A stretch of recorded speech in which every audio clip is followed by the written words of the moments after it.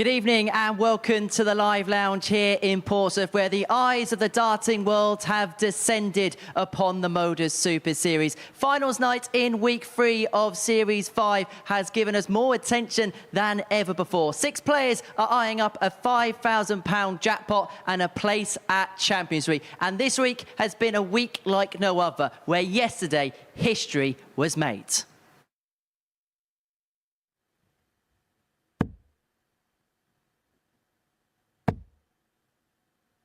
Max. 180. 140. Nearly followed by one of Lipscomb's own. And Sherrock is continuing upon a road towards perfection. That's a second Max in succession. Never has it been done on television by a female player before. Fallon Sherrock wants treble 19. And now double 12 to become the first ever female player to hit a televised 9-dart finish. Fallon Sherrock is a history maker once again. Yesterday, Fallon Sherrock made history by becoming the first ever female player to hit a televised 9-darter here at the Super Series. I'm happy to say that the record maker, the history breaker herself is here. Fallon, we need to stop talking in these types of scenarios. What a day yesterday. What has the last 24 hours been like? Yeah, no, it's just been, you know, social media has been manic, you know, my phone's been buzzing, and yes, I'm still kind of like in disbelief, you know, that I've done another one, because yeah, no, when the double 12 went in, I just thought, oh my God, I've done it again. Like, it was more shock rather than like a surprise. When a player hits a 9-darter, they often say, at what point do they feel like it went in, or when they feel it was going to go? At what point in that leg did you feel, maybe I'm going to get this? Probably when the 7th treble went in, because like before, like when the 7th treble went in, like it was just so easy for me just to like not think and just throw down to the 19 and then don't think and just throw for the double. And that's been like my strong points in the game, like, because when I'm going for like big shots or good legs, or, you know, even win it at the World Championships, in my head I'm thinking just throw instead of actually thinking, oh, I need this. Well, we've got our very own trailblazer as well, Laura Turner, trailblazer in the world of broadcasting herself. Laura, how big a moment is this for the women's game? Yeah, it's amazing. I mean, Fallon, again, as you say, complete trailblazer, has, you know, set some real levels. First woman to win, obviously, at the PDC World Championships, and I was privileged to be able to sit there and watch it. I just wonder how many more glass ceilings there are left for you to smash, because you've actually gone through quite a lot of them. So, yeah, many congratulations. When you sit back and you look back on these achievements, first to hit a 9-dart in PDC competition, first to hit one on television, do you sometimes just got to sit back and just take all of that in? Yeah, I think at some point, like, I will sit back and take it all in, but at the moment, you know, it just kind of all comes in, and it's just so overwhelming that you don't have a chance to take it all in. And, you know, I'm so kind of used to doing everything now, and like you said about the glass ceiling and that, I don't actually think there's much left of it, is there? No, absolutely. I mean, like I say, outstanding stuff, and it's not long since you hit your one at the Challenge Tour earlier on, just a couple of months ago. So, you know, we want to see more of the same. I want to see one tonight, yeah? And as well, you in that point of the game, you're 3-2 down to Adam Lipscomb, a must-win qualifying match. So it wasn't easy, you had time to kind of relax and go back, because you still had a massive leg to play. Yeah, definitely. I actually think the next leg was probably the hardest leg, like not even the 9-dart leg. The next leg, it was just like, OK, hold it together, because you've still got to win. You've still got to give yourself a chance of qualifying. And then obviously, when I threw the 180, I was kind of, all right, that's fine. And then I walked back, and then the adrenaline hit. And I think after that, the darts become harder to throw. And I suppose as well, you mentioned with Abigail Davis yesterday up on the balcony, the fact that you said you've never seen a female player who's never been done on television before, and that this is something that young girls are going to be able to watch and see and maybe draw inspiration from. How much does that give you pleasure to be able to maybe inspire that next generation? Yeah, no, it gives me such pleasure, you know, to kind of be that person that everyone's looking, and I'm inspiring everyone. Because I would have loved to have seen all this happen when I was, you know, growing up and starting to play darts, because it kind of gives you a sense of belief that, you know, if she can do it, anyone can do it. And like I said, like, even if I'd have seen a 9-dart, I would be like, OK, they can do it, I can do it, I can achieve what goals I want to do in life. And what it has done for the women's game in general, Laura, when you compare where it was 5 years ago to now, it's a completely different game, but there's still a long way to go. Yeah, absolutely. You know, this is the area of darts that I think still can see the most improvement. There's still barriers we can push as the women's game progresses. But as you say, when I think seeing it to believing it is such a key factor in the fact that we've got more girls joining academies and the JDC. I got stopped after Fallon did that first epic kind of history-breaking moment, and girls were like, I didn't even realise women played. And it's like, that was both scary, but also it was a wonderful revelation that the fact that the more that we see, women in darts in general just smashing these things, it's very exciting. I can't wait to see what the future holds. So the World Championship win, the 9-darter. What's the next glass ceiling for Fallon Sherrock? I don't know, you tell me, because I don't plan these things to happen. They just kind of happen. And I've always believed, the more effort you put in stuff, and even if you have bad stuff happen and stuff, at some point something's going to, good's going to come out of it. So, the more effort I'm putting in, eventually, I'll get the rewards. And I think slowly but surely I'm getting all the rewards that I've worked hard to get hold of. And, all the criticism that I get, I just kind of push to aside because it doesn't, make me inspire any less to do what I want to do. And maybe win a world championship might be my next step. Well, we look forward to seeing that. Fallon, many, many congratulations on yesterday. All the very best as well tonight here at the Super Series. The trailblazer, the history maker, Fallon Sherrock, doing it once again, hitting the first ever televised 9-dart leg.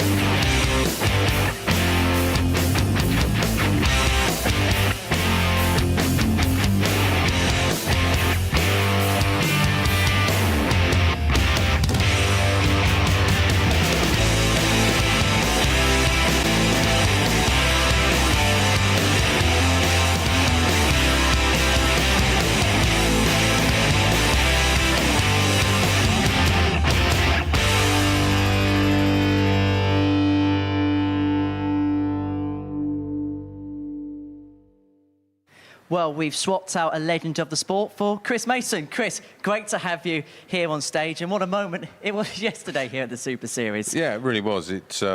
She continues to just put new eyes on the sport, and it went viral. I think it's up around some 10 million views on various different platforms now, and credit to her. She made it look so easy. Already hit one, of course, this year on the Challenge Tour. That was another first, and I think that put her in good stead going for this one. She didn't panic, and it just looked easy. Well, that annoyingly easy. Well, it was a historic moment yesterday, but there's been a big week here at the MODUS Super Series. We begin on Monday morning with Group A, and it feels a long time ago since we crowned John Henderson the winner of that, doesn't it? 26 points, and Laura, the last 3 times he's been here at the Super Series, he has won Group A. What does that say about the levels and the consistency of John Henderson? Well, yeah, you can see it there. He's 10 points clear on that table, and I just think it shows, John is one of those people that has recently lost his tour card, and he's coming in with still that experience and still that drive and passion. So, and like you say, he's displaying those levels here, and he's doing it again and again and again. To me, it says that John might be the one to beat. And he came up clutch in big moments, didn't he, Chris? Checkouts like 154. He knew how to go for the gears when he had to. Yeah, and there were certain times when he did have to. He popped in a 101 average, 106 average. But there was already early indications there that we were going to see Mareno here tonight. He finished second in what was a highly competitive group, and all credit to him as well, because he's one that's gone under the radar this week. He most certainly has. So from Group A to Group B, because that was our centre of attention on Thursday and Friday night. And Shaun McDonald defied the odds makers. He was 80-1 on the final day to top the group, having been bottom of it overnight. But it's amazing, Laura, in darts. You so often say, you players, darts is on the day, and on Friday it most certainly his case. Yeah, absolutely. I mean, he was unlucky, in terms of losing 4-3 on those 3 occasions, just picking up the 2 points, as you say, sat at the bottom of the table. But he put 10 points on his average on the next day, and for players to be able to do that when you're facing that kind of adversity in terms of you need to finish, you need a really strong finish at the end. I think again Shaun McDonald just shows how you can turn it around. Yeah, and I think being on the bottom was a little misleading when you actually think about all of his matches went to a 7th and deciding leg and could have been so different. I think 80 to 1 was absolutely massive, and I'm sure there's plenty of punters out there that looked at that and thought that's too big in a Group B, and yeah, he defied the odds and comes in tonight on a high and with plenty of confidence. He most certainly does. So that was Group B. Group C was won by Fallon Sherrock. She was joined by Scott Baker through that particular group. 14 points enough to get through for Fallon Sherrock. As for Scott Baker, Laura, we know exactly what he can do on the big stage, and he's looking to show it tonight. Yeah, absolutely. I'm excited to see. I think it's just a wonderful lineup tonight anyway. And, you know, the names that we've got in the mix, I think anyone still can pick it up. As you said before, it's on the night. But again, yes, Scott, he only just finished second in that group. It was a really tight finish. So again, yet another one. I'm quite excited to see them all, to be honest. We've spoken a lot about, obviously, what Fallon's achieved, but it's back into game mode tonight for her. Yeah, and I think it shows that Fallon is a player that needs match time. It's always been a concern of mine that when she doesn't get enough match time is probably when we see her drop off a little bit, and she can sometimes go into the women's series events not quite at full throttle, where this week she had the benefit and it showed the advantage of being involved from day one in a week. The 3 days gave her the preparation for a very, very tough Group C. So that is how we got there, and these are the players that are going to be involved in tonight's final at the Live Lounge. John Henderson, Shaun McDonald, Scott Marsh, Mareno Michels, Fallon Sherrock and Scott Baker all lining up for that £5,000 top prize. So those 6 players are going to be split up into 2 groups. They play a pool phase, which involves 2 groups of 3, with the top 2 players making it through to the semi-finals. These are the splits of the groups this evening, and first things first, Laura, that Group 1 looks ever so tasty. We've got 2 Scots and a Scot in there. Yes, absolutely. Very good. I wouldn't expect anything less from that, to be honest, Emery. So, It was almost funny. Yeah.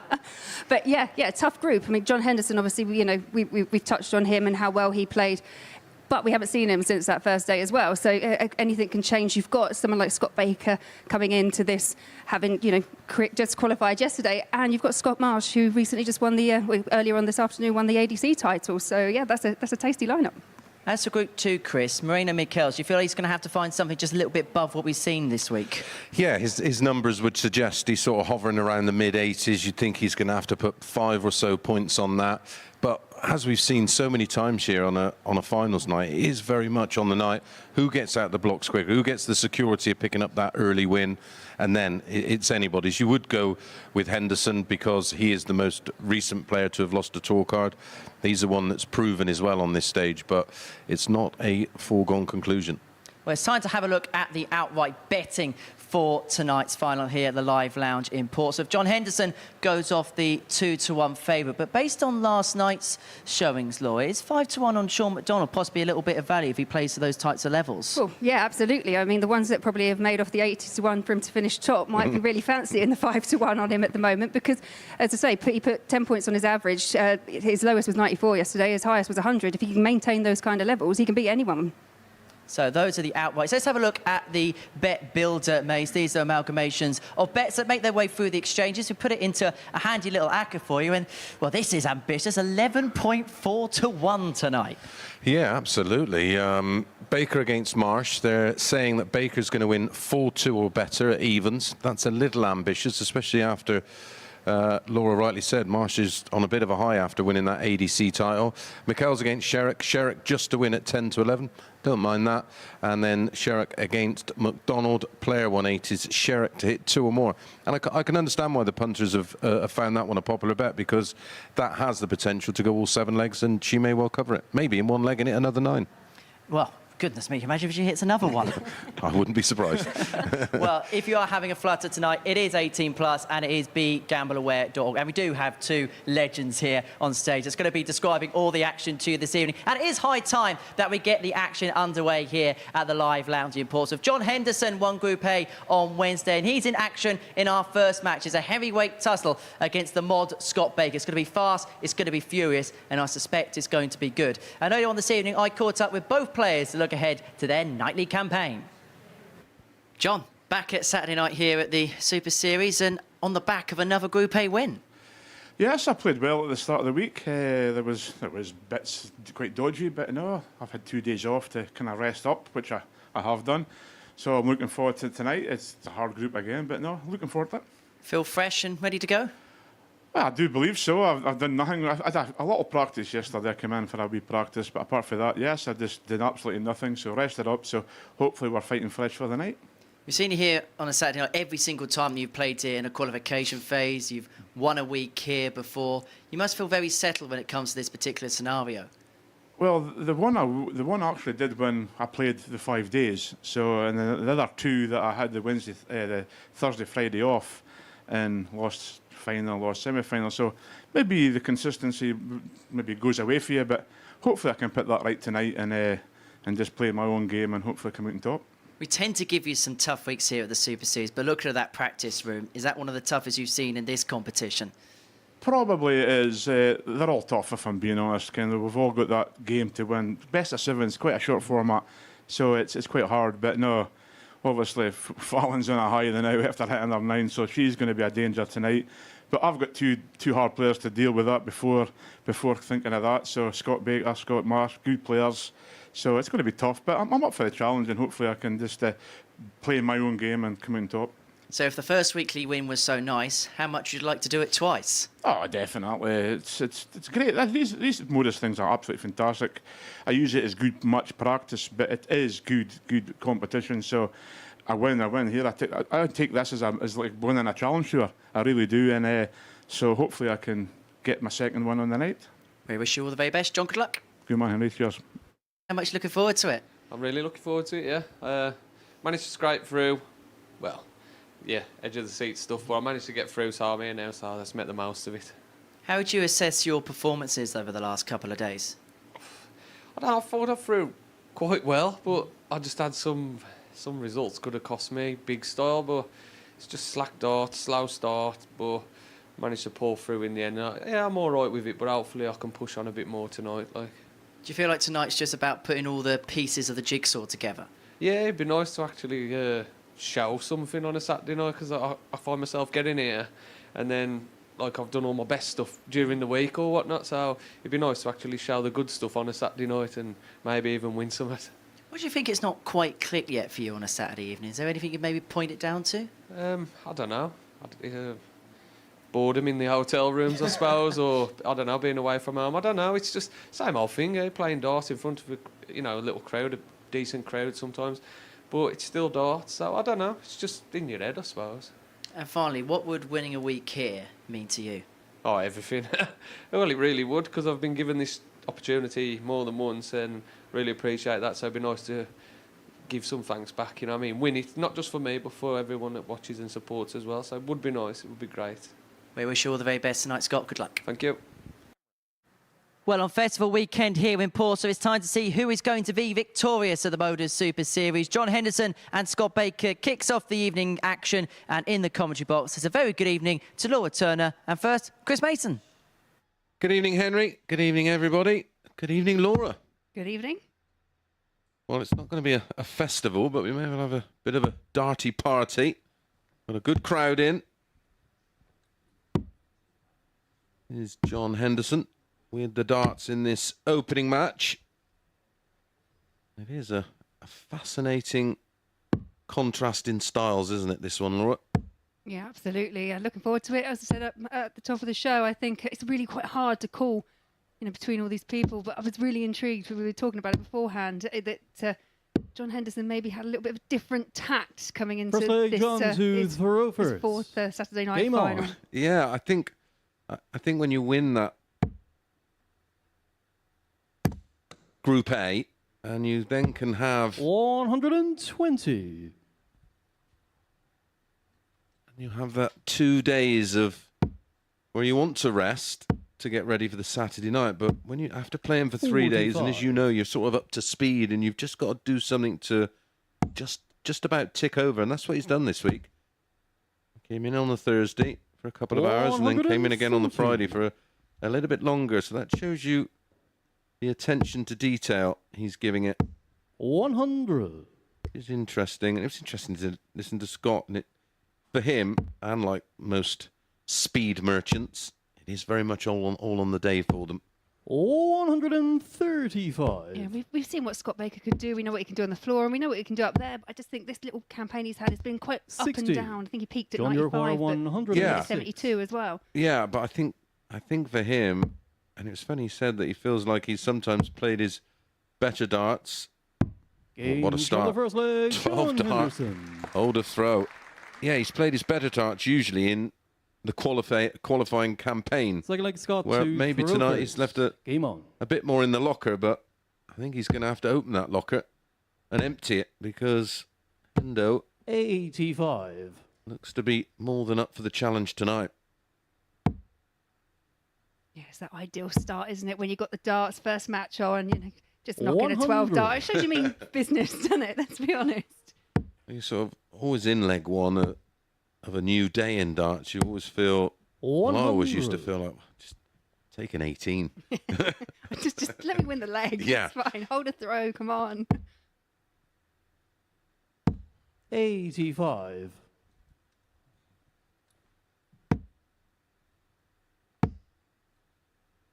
You're very, very busy now, Laura, in the 26. media side of things, but where is the Laura Turner game right now? Come back to me on that one. No, I've been enjoying it, especially the women's series. We've 140. seen quite a bit going on there, and there's more avenues being opened up. We've seen more women on the MODUS, the Super Series, obviously still got WDF 100. tournaments that people are travelling to, and the ADC as well. I recently played in one of those tournaments, so yeah, there's lots of opportunities there. It's just fitting it all in. Yeah. 81. And of course, there will be a women's week here at the Super Series. No doubt you'll be 100. playing in that one, 95. swapping seats or swapping roles. I don't know. This chair is quite comfy. Tell me about it. I've gone through every excuse possible to not play.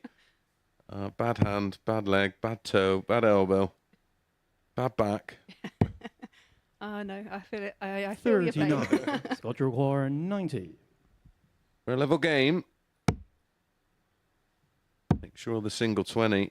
Ooh, dear. And he did make sure of the single 20 as well. He just...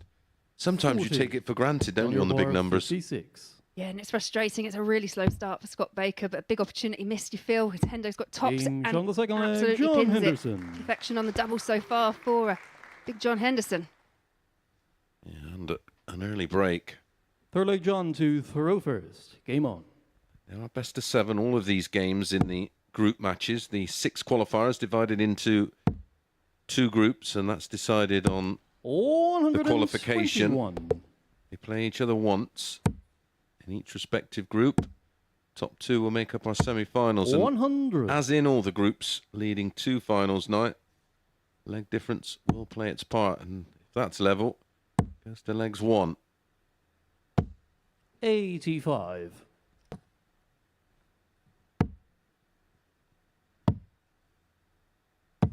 But it is so different. It's not quite knockout darts, but it's as close as it gets. And when you've been playing in that multiple round robin format, you can sometimes be 40. too relaxed.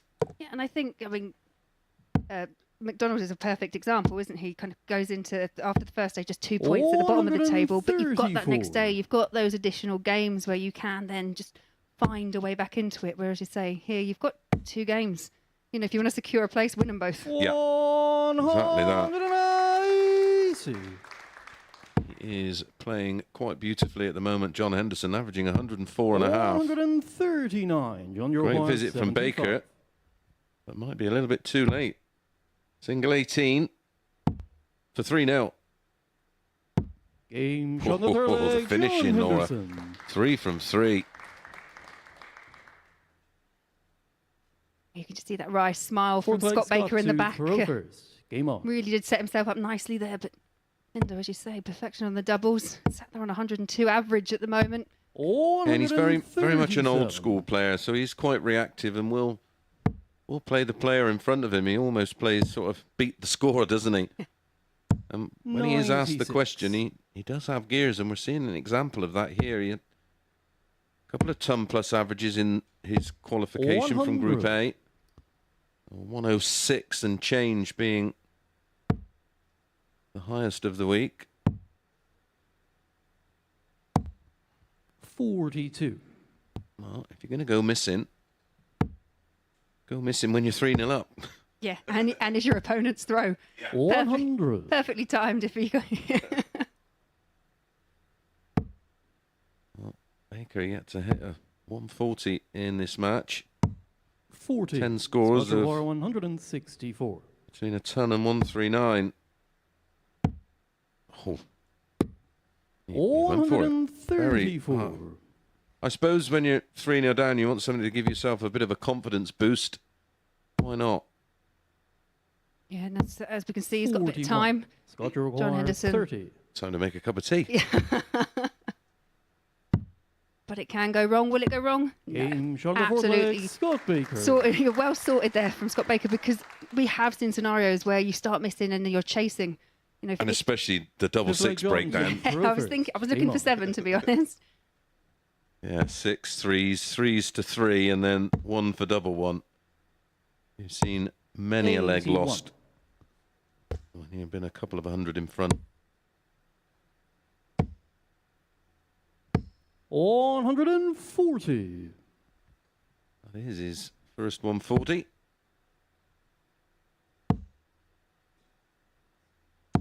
$140. And back in return from John Henderson. Henderson will want to 140. win it at this in this leg, but Scott Baker's not making it easy for him. Yeah, when you do get the opportunity to win big, because often leg difference can 100. play such a huge part in this short round robin group. 100. +3 in legs is very valuable.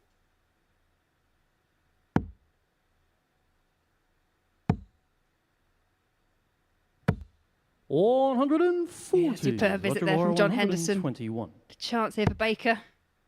11. Oh, double 14. 107. John, you're Thickness of a wire away.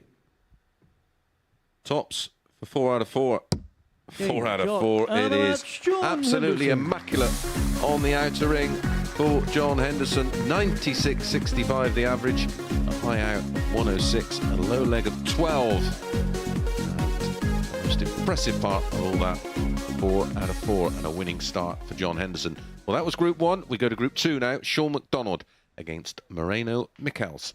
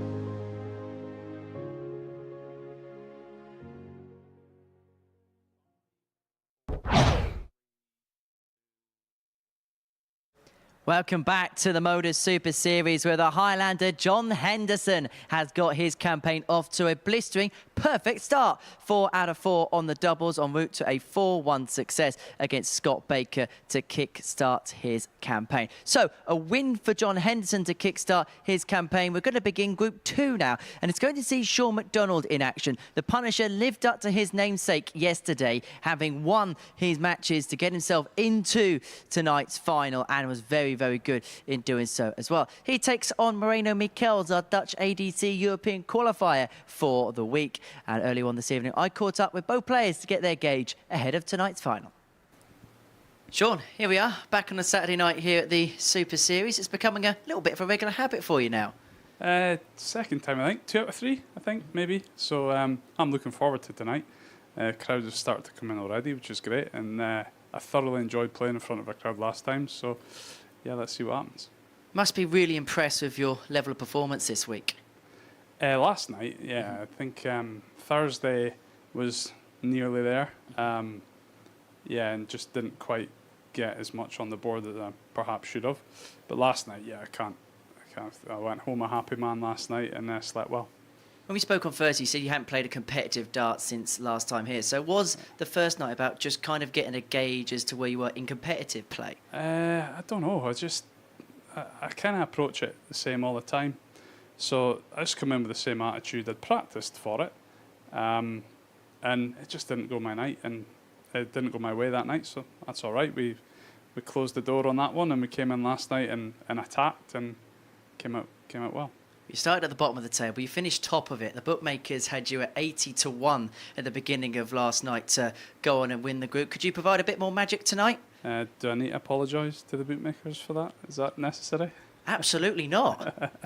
I hope there's some magic tonight, because if it is, then obviously it'll be a very enjoyable night for me. But like I said in my interview late last night, I'm well aware that it's a new day, and just because you've done well the day before doesn't automatically mean you're going to do well again. I'll have to play well, and I'm obviously confident. That's what good performances give you.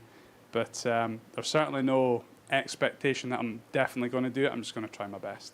Well, I wish you all the very best, Shaun. Good luck tonight. Thank you, Henry. Thank you. Moreno, your debut week here at the MODUS Super Series. How did you find it? I find it lovely, yeah. It's a really hard week for me, but I love it a lot. Yeah. Obviously, you played a lot of stuff locally going into this event. Did you feel like as the days went along, you were getting more match sharp, and we saw the best of you as the week went along?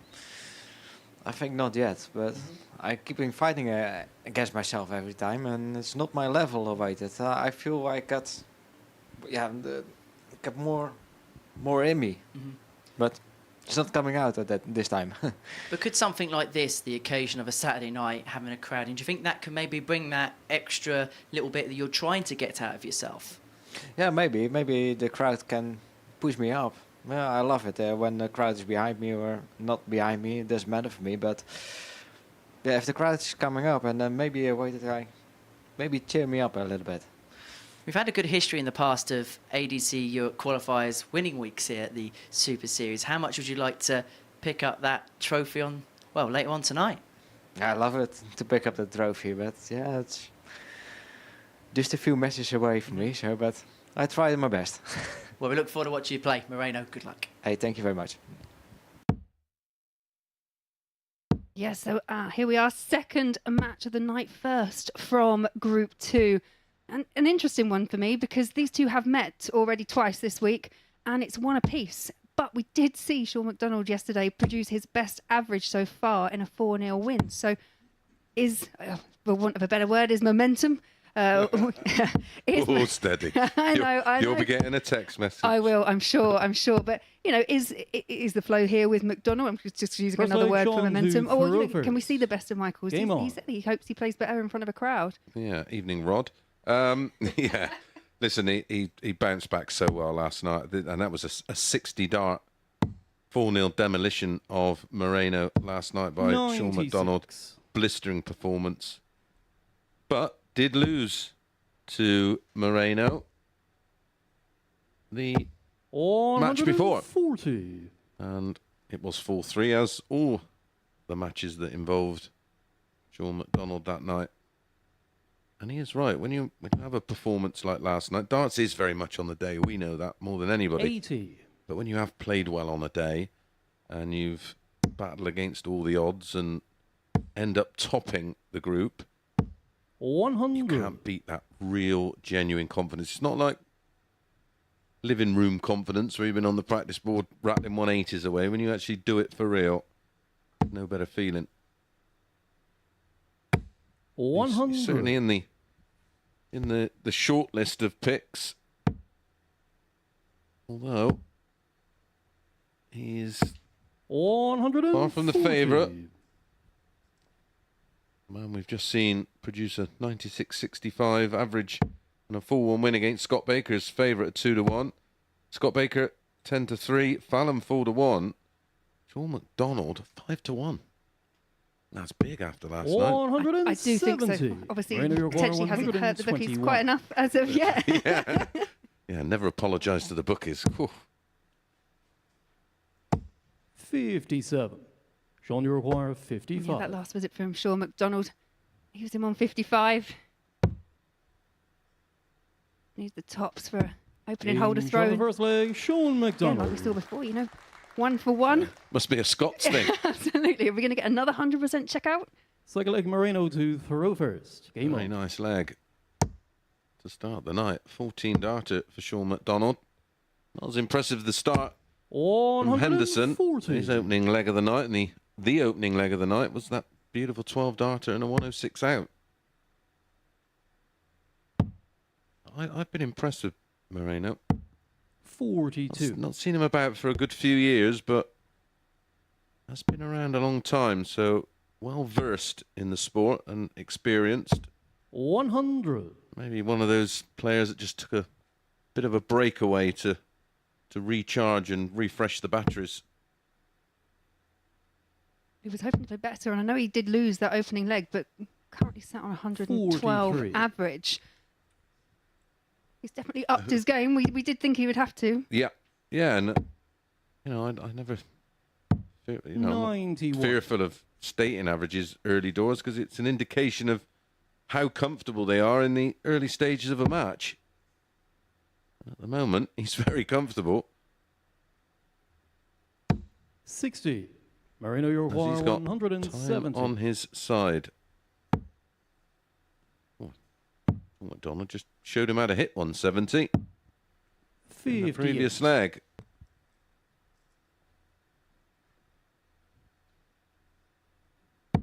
So very contrasting styles.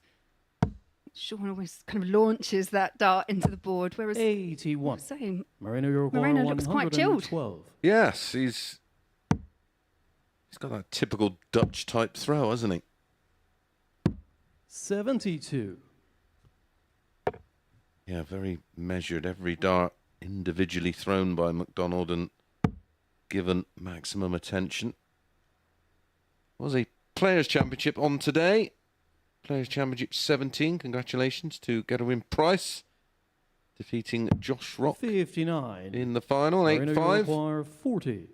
Good run for Richie Eddowes, losing to Gezi in the semi-final, 7-6. Good to see him Game doing shot of the second bits. leg, Mareno Michels.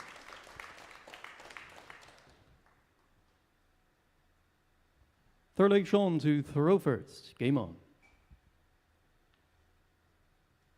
And as you mentioned in the first match between John Henderson and Scott Baker, it's quite important, this leg difference. It's, 130. you've only got 2 matches. You probably get used to that round robin, that extra time. You don't really have it here. No, you don't get it. It's a completely different mindset. 47. You go from not being able to understand why you're not flapping or nervous to being absolutely under it. And the advantage, of course, with John Henderson 81. winning 4-1, he can actually lose 4-2 now and still be through. Yeah. 134. Not that he will want to. No, I'm sure he wouldn't. And how it works, the winner of Group 1 will play the runner-up of Group 2. And the runner-up of Group 1 will play the winner of Group 2. 81. And the advantage of winning your group, you get the throw in the semi-final. The only time we have a bull-up is for the final. 81. Winner taking away £5,000 and a place in Champions Week. The winner takes away £20,000. Or should I say, Luke Littler 80. takes away £20,000. Yeah, let's see who tonight will be joining the likes of Matt Clark and Darryl Pilgrim, who have already made it through to 45. Champions Week so far. Sean, you require 122. Just what Matt Clark does. Yeah, just rocks up week 1. There you go. Job done.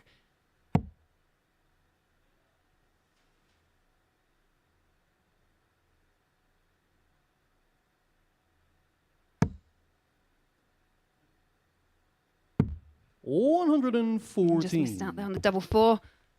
Yeah, didn't need to go for the 18 again for ball, so sensibly made the percentages. 60.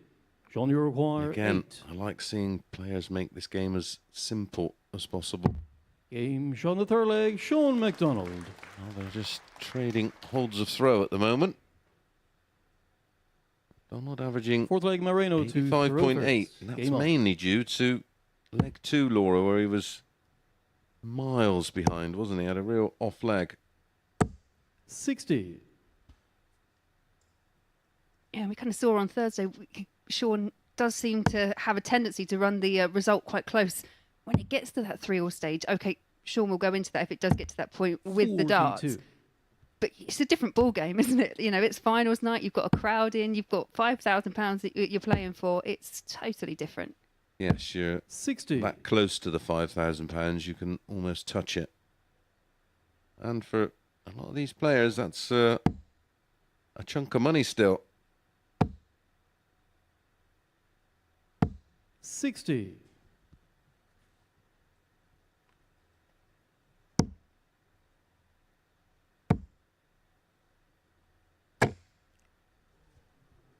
$120. It just clattered into those 2 darts that were already up there. What we were going to see our first 180 of the night. Yeah, we've not seen. We have. Did we get 1 from Hendo? 140. Yeah, quite possibly. Yeah, we just had the 180. Yeah, just the 1. That was such a feature 38. on some of the days last week. The amount of 180s that was going in. The one you expect them from is Scott Baker, and didn't it 1 at all? No, and because of her exploits this week, you know, I expect there's a bit of expectation on Fallon hitting a couple of them. Yeah. In the same leg. Yeah, that'd be handy. Well, Shaun McDonald went very close 97. to a 9 of his own. Missing double 12. Agonisingly close.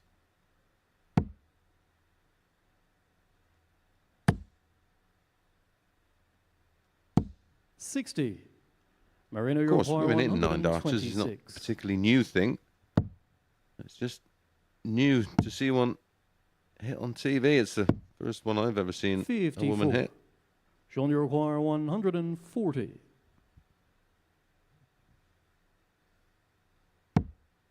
She just loves firsts, doesn't she? Yes. Should have gone to uni. Yeah. Should have got a first there as well. 45. Mareno, you require 72. So tops for another hold of throw. Game shot on the fourth Nicely leg. taken Mareno there. Michels. 72 check out and 2 apiece at the moment. Do you have another Fifth leg, women's Sean, series to Rovers. Game on. weekend? Will you be attending? I will indeed. Yeah, looking forward to it. Yeah, nice. Wigan. Well, not too far.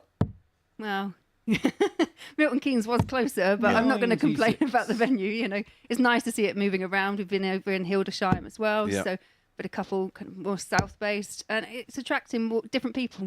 Yeah, I've noticed that. 85. Noticed that. The one thing I apart from Bo winning the women's match play, I thought Robin Byrne was very good. Good to see her involved as well. I remember when she was she's still very 100. young now, but as a youth player, very, very talented. And we're seeing new names to me, that's for sure. 140. It's just another opportunity. It's another platform, and I think, you know, we're playing it on a regular basis. So you've got this. It's a bit like playing here this week. You get game after game after game. There's more opportunity to kind of warm up and warm into something. Yeah, and that's when you get the best out of you. Yeah, and you get used to playing. It might sound silly, but getting used to playing on Dart Connect, the world can see your averages. It's, you know, it's things like that. So you're taken out of your comfort zone. I remember that was the first thing I thought about playing in this, thinking, oh no, everyone can see me. I'm gonna have a 70, aren't I? Oh no. And I did. I duly obliged. No shame. 42. Mareno, you require 136.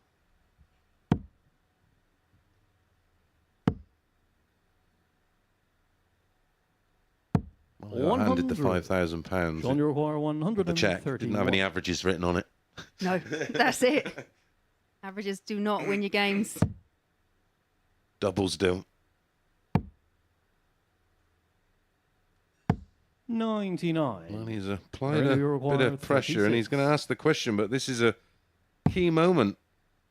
A break of throw, which means on the fifth leg, Mareno in leg Michels. 6, Mareno will be throwing for the match and the 2 points. Sixth leg, Mareno to throw first. Game on. Yeah, was that the moment? Was that the big moment there? 140. It's such a short race to 4. It does. It has that like extra level of jeopardy, doesn't it? It's there's quite a lot of things riding on just the whole format and the way it is. 140. Yes, it's a weird kind of pressure.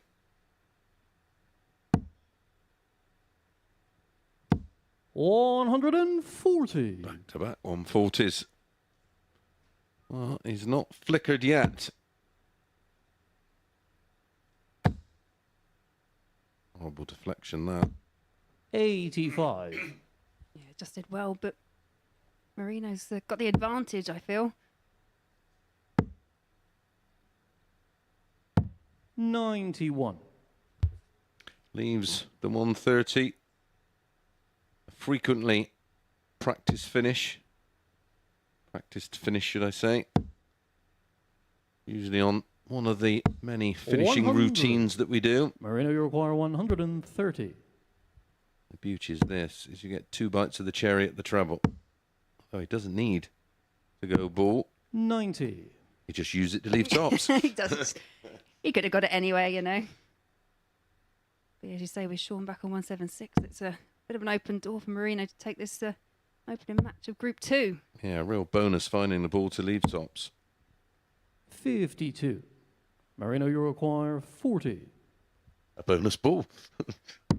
Game, shot. And that's tops. And that's the Mareno match. Michels. In 13 darts, well, he, at 4 all, reeled off back-to-back legs, 1 in 14, 1 in 13, an end average of 91.57. And one of the fancied players have lost their opening games in Shaun McDonald. And he averaged 84.63, 2 out of 3 on the doubles. Very good when he got a go. 4 out of 7 for Mareno. Very tidy himself. When we come back after the break, we return to Group 1, and it's a battle of the Scots. Baker against Marsh.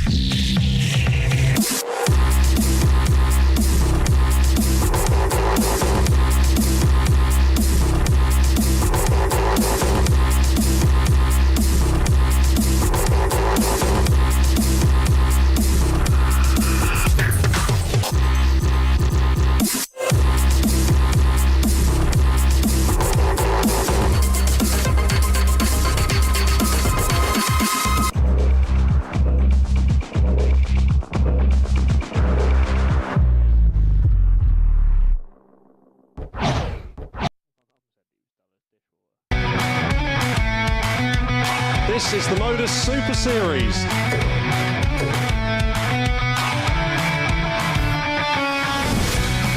$180.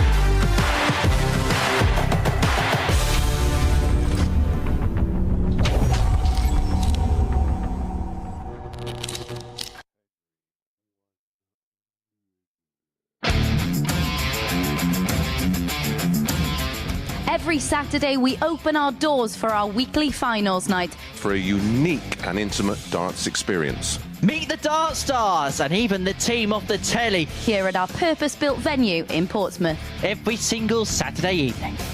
Tickets can be booked via this QR code Or at www.dartshop.tv for a very small booking fee. Follow us at MSS Darts on Twitter, Facebook, Instagram and TikTok.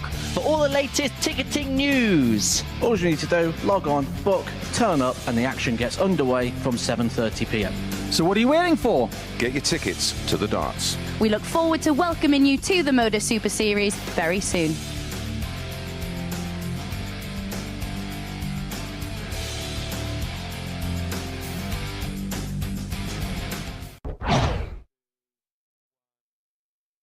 Welcome back to the MODUS Super Series, where before the break, Shaun McDonald, one of the fancied favourites to go on and pick up the title tonight, was defeated by Mareno Michels by 4 legs to 2. So all to do for the Scot in the final game of his group against Fallon Sherrock. Right, we're going to park Group 2 for now and get into the middle match as far as Group 1 is concerned. And it's a big one for Scott Baker, having lost out 4-1 to John Henderson in the opening game of the night. He needs to get the better of Scott Marsh if he's to progress through to the semi-finals. As for Marsh, well, he's already won on this stage tonight. He won the ADC English Championship belt match against Sam Cromwell in the preceding event before this. Earlier on this evening, I caught up with Scott to discuss that title win and to gauge his thoughts ahead of tonight's finale. Scott, first of all, many congratulations on your ADC English title belt victory, beating Sam Cromwell in the final. Big moment for yourself? Yeah, it's good to play for these things. It's not really been a lot of action playing for it, but it's good. It's going to turn around now and play. You get MODUS if you retain the belt. So yeah, I'm happy to win it, and perhaps wasn't the game that both of us wanted to play, but yeah, it was good. Yeah, I'm well happy. Yeah. So your qualification for the next series is secure. Onto tonight's action here. Let's just talk about the last couple of days, because Thursday night you really got out the traps fly, and then Friday got over the line in the end. Yeah. First night was great, obviously, to win them 3 games. Absolutely brilliant going top. And then I knew, I wanted to win 2 games to make sure. It didn't quite work. I won the first game against James. And then, I just kind of did enough. Got over the last game, obviously, I was already through. So, obviously still wanted to win, but Mareno done well, didn't he? But, yeah, happy to get through. That's the main aim of the game, isn't it? Well, you've won a week here at what was the Live League, and that was back when it was in a group stage format, all the way back in COVID times, a long, long time ago. So how much would you like to join that very exclusive list of players that get the opportunity to win both in Southampton and both in Portsmouth? Yeah, I would love to win that, yeah. I've got a tough group again tonight, John and Scott. But, anything can happen. I'm quite confident I can play well if my game comes out. I can, yeah, why not? Anyone can win this, really. So let's have a go, yeah. We hope to see the best of Scott Marsh and wish you all the very best tonight. Thanks very much. Cheers. Welcome back. And it is a big game for Scott Baker. A defeat here. And BFH, Laura, thus fare home. Yeah, we were talking about it, weren't we? It's brutal. It is really tough playing on these finals nights. You have to really hit the floor running. But it's the first time we've seen Scott Marsh up here tonight as well. He did play earlier, did get a win, as Henry said earlier on. But, you know, it's once you've had that win, you've got that adrenaline, it's a bit of a come down, and then you've got to refocus on this as well. Yeah, you get a dump of adrenaline and then you've got to try and refocus. I suppose he did spend a lot of time up there, so his practice has been done for this. I think it can work one or two ways. Oh, not long to find out. 40. Oh, that sums up his night so far. I was going to say, he did hit his highest average of the week against that 4-1, in that 4-1 defeat against John Henderson. But Henderson, it was just every time he let him near a double, 100%. Yeah, the finishing has been very tidy so far. 60. To follow this one, we return to Group 2 and our first look at Fallon Sherrock as she takes on Mareno Michels, who was very impressive, wasn't he? In the 4-2 win over Shaun McDonald.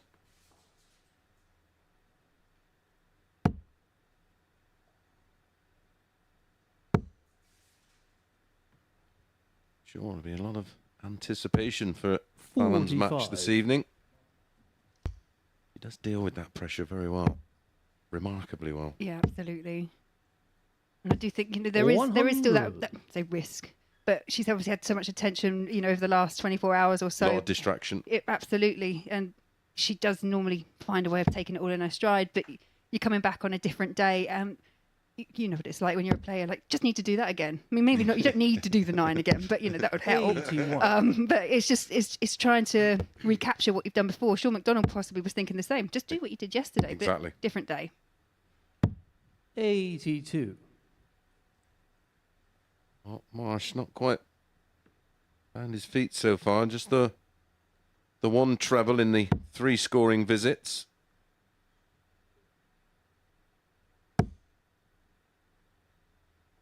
Can't leave a finish from here, so 6 if needed for Baker on 139. 39. It's funny, but I used to love 139. I don't know why. I just, you know, they're all pretty much just. I just love that 57 ball 32. It was just, don't know the sequence. Probably because it was one I ate a few times. And the ones you eat, you always like, don't you? I don't mind what it is as long as it goes in. But 82. Yeah, that last visit there from Scott Baker leaves him on tops for an early hold to throw. 30. Will that be costly? Scott, you require 108. Do not be shocked to see Marsh take this out. Now, he has previously on 108 gone 51-17 tops. 91 remaining, so treble. Oh, it'll be a sigh of relief for the mod Scott Baker. Did you see the physical reaction in Scott in the background? It was, yeah. Scott, you require 10. Phew. Still got to find the... Oh, dear, oh, dear. 6. Scott, you require 60. Yeah, 6 missed starts for Scott Baker in this leg. And the beauty for Scott Marsh is that if he does win this match, his match against Henderson becomes irrelevant. That match is purely for position, whether you play first or second in the semis. Second leg, Scott Marsh to throw first. Game on. That is a horrible leg to lose for Scott Baker.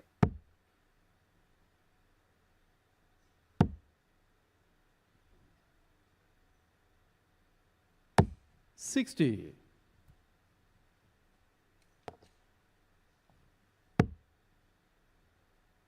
Do have another great lineup for you. 60. next week, Group A, especially one of the strongest non-Champions Week Group A's I can remember.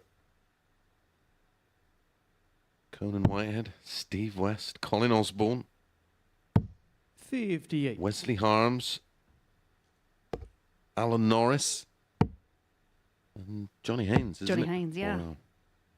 140. Johnny Haynes was having a good day in the Red Dragon Champions of Champions. He was in the semi-finals.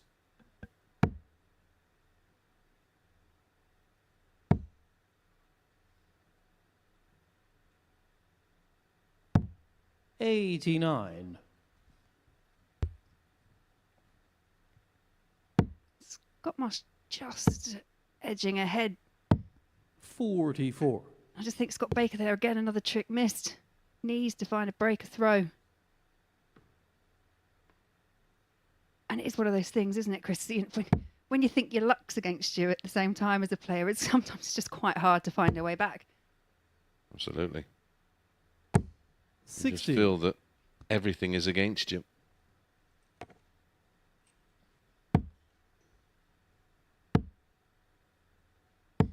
$81.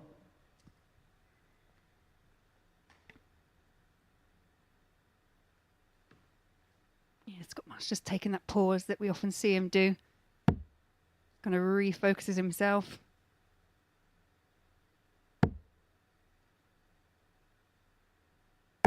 $140. Just a little wave of the arms there to say, where's that been? There you are. But he's down to a finish. 100. Baker down to a lower one. Require 94. First dibs to Marsh for 2-0.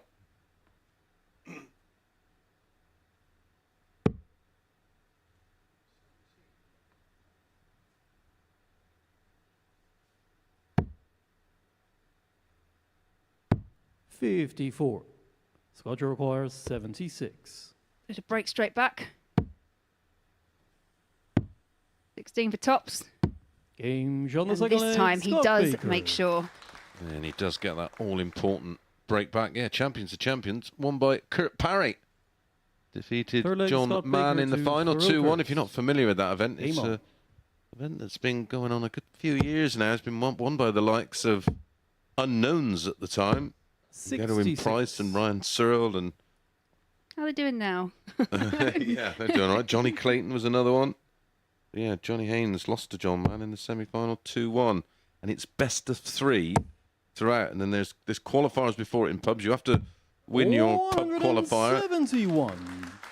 to get through to the finals day, which I do believe is 256 in the finals day, I think. Yeah, there's quite a few qualifiers, isn't there? Yeah. They, you know, all across the country. We ended up hosting one ourselves, and you know, it's a great event, and it's again it's very cutthroat. Best of 3. Great leveler. Yeah, absolutely. Of course, that's what the news of the world was 140. many moons ago. Best of 3. You had to win your local pub and then an area, then your 100. region, and then you eventually got through to the finals, which had been hosted at the Ali Pali, where we do the PDC World Championships now. I do believe it was in the big room, and we're... Yeah. Because there is a bigger room there, isn't there? I know. It's crazy to think, but 140. absolutely, I think it's. I've seen pictures of like people just kind of hanging off yeah. bits and Literally hanging off the rafters. Yeah. 81. Scotcher require 50.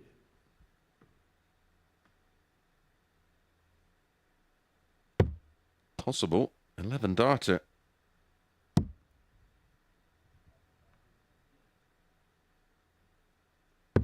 Have to settle for a 12, but it is a third break of throw, and he's back in front again, 2-1. Fourth leg, Scott Marsh to throw first. Bit bravado going on that. Game on. Bit peacockery in Yeah, that I was walk. going to say, it is a bit of walking around like a bantam. Sometimes you need to do that as a player. You need to G yourself up. It's been quite a flat start, to be fair, for Yeah. both of them. 123. Yeah, and that's another aspect. We haven't even touched on that. Sometimes there's too much mutual respect, and you need something to happen to just sort of 125. take you out of that and fire you up a little bit.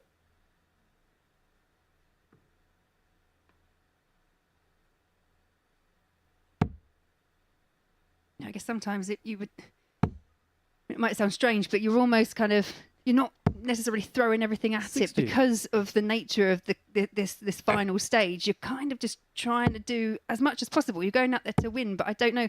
There's always this kind of like, this seems like a reservation with some of the players. It's like I say, it's such a. I think darts is such a mental game as much as it is, ability. I think once you've sort of got to a certain level, then a lot of it is then between the ears, like most individual sports. 41. You only got to look at the effect that it was Stephen Peters, wasn't it, had on Ronnie O'Sullivan, who became his 100. mental coach. Luke Purcell did it a bit like a dart player, didn't he? Well, in fact, he was playing darts and partying throughout his World Championship win.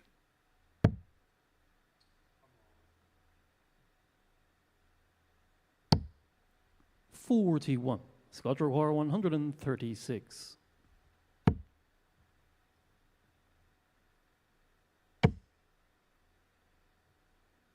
Just only able to set it up. 96. We'll be back. It's one of those unusual games. It feels like everyone's reacting, losing the leg on the throw, and then reacting and breaking straight back again.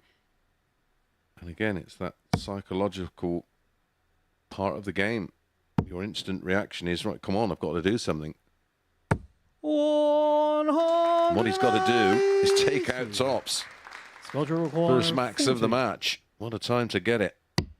Game shot on the fourth leg. Scott No Baker. danger. 13 darter. Scott Baker. Well, the last two legs been completed in a combined 25 darts. And it's a fourth. Fifth leg, Scott Baker. Break a throw. To throw first. Game on.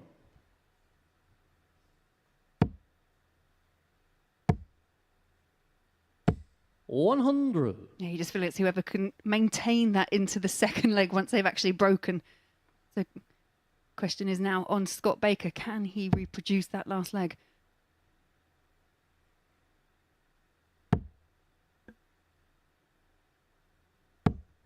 $36. Yeah, another poor visit on throw. No, that was, sorry, my apology. I lost count of the break of throws. Too many Scots. Yeah, yeah. Well, 4 if you include Henderson and Shaun McDonald. Yeah, indeed. 80.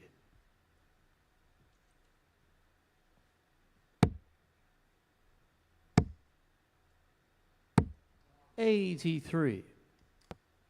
Bit of frustration coming into the game of Baker.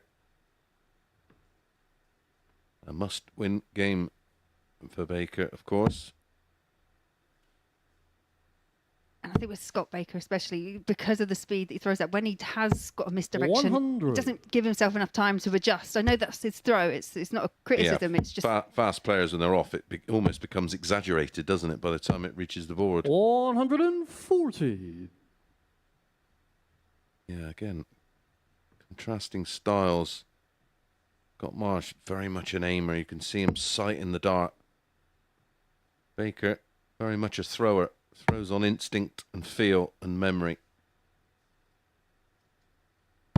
99. Both effective. Scott Roar 94. Scott Baker's en route here. Needs tops with his first holder throw. Game shot of the fifth Didn't leg. get tops, got a double Baker. 10, but that feels quite important. Yeah, it feels huge, doesn't it? And gives him 2 bites of the Fifth leg, cherry Scott Marsh to to win throw first. the 1 leg required to keep his hopes alive. He does win. He will become a John Henderson fan. I don't think he was in the opening match, I'll be honest. No. 36. Second consecutive leg, Scott Marsh kicking off with 36. It really does open the door. 140.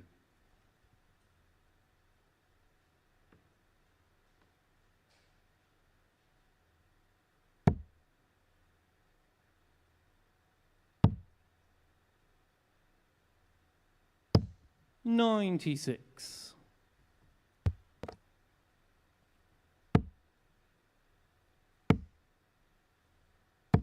$100. Yeah, good last start there from Scott Baker.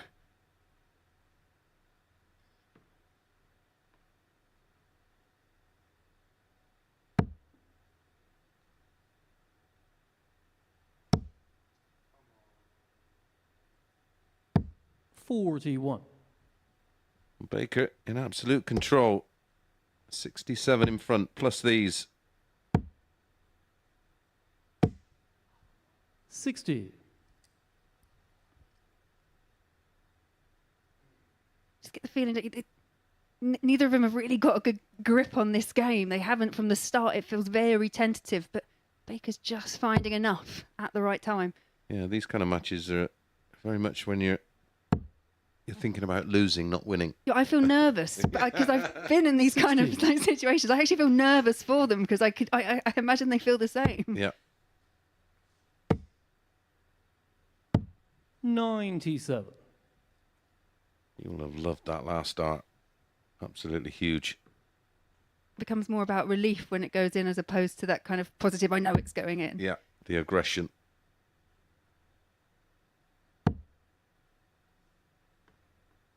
Almost passive-aggressive, isn't it?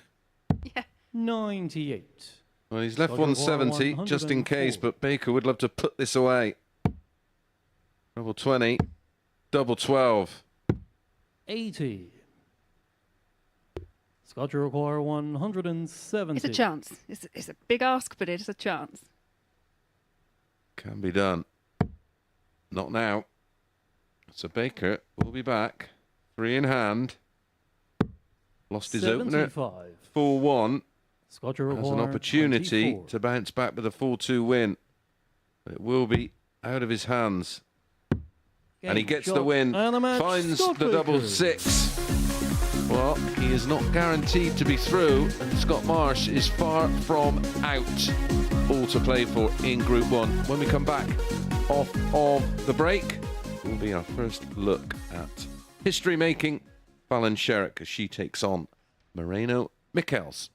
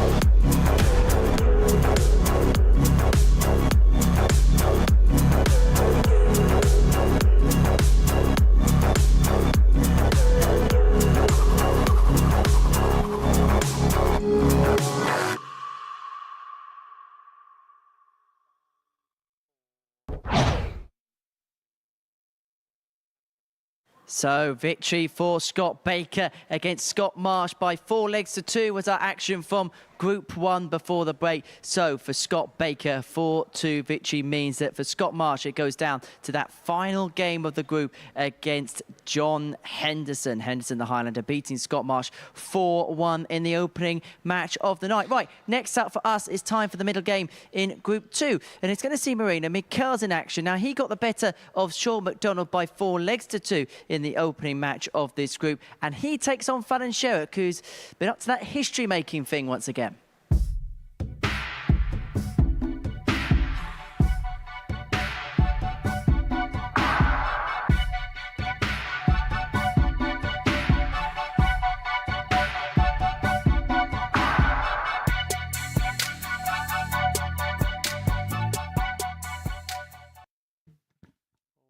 Yeah, she certainly did make history, hitting that wonderful 9-darter. But tonight, it's all about getting a win over this man to start her campaign, to try and pick up her first weekly title in this current guise.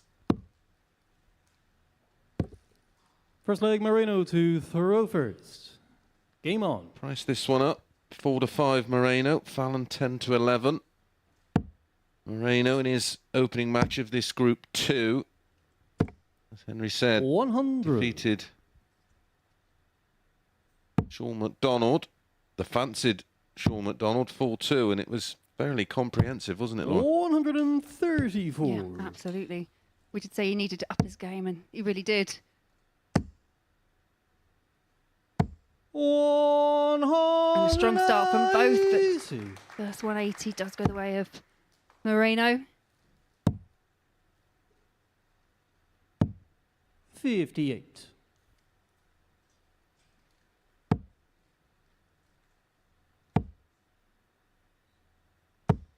Oh, 125. Very familiar with each other, both in Group A this week.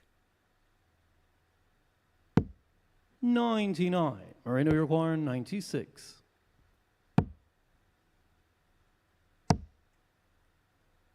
Fallon getting the better of 56. Mareno on Monday. 4-1.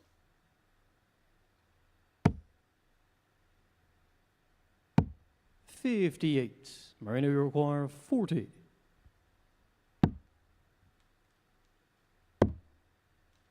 Tuesday. Game shot Fallon of the first got the leg, better of him. Mareno Michels. 4-3.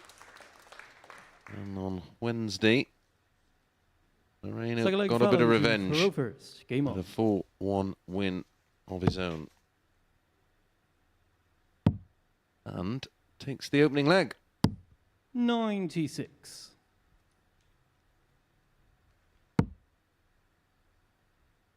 As we alluded to throughout the evening. 59. Very much is with darts, especially all on the night.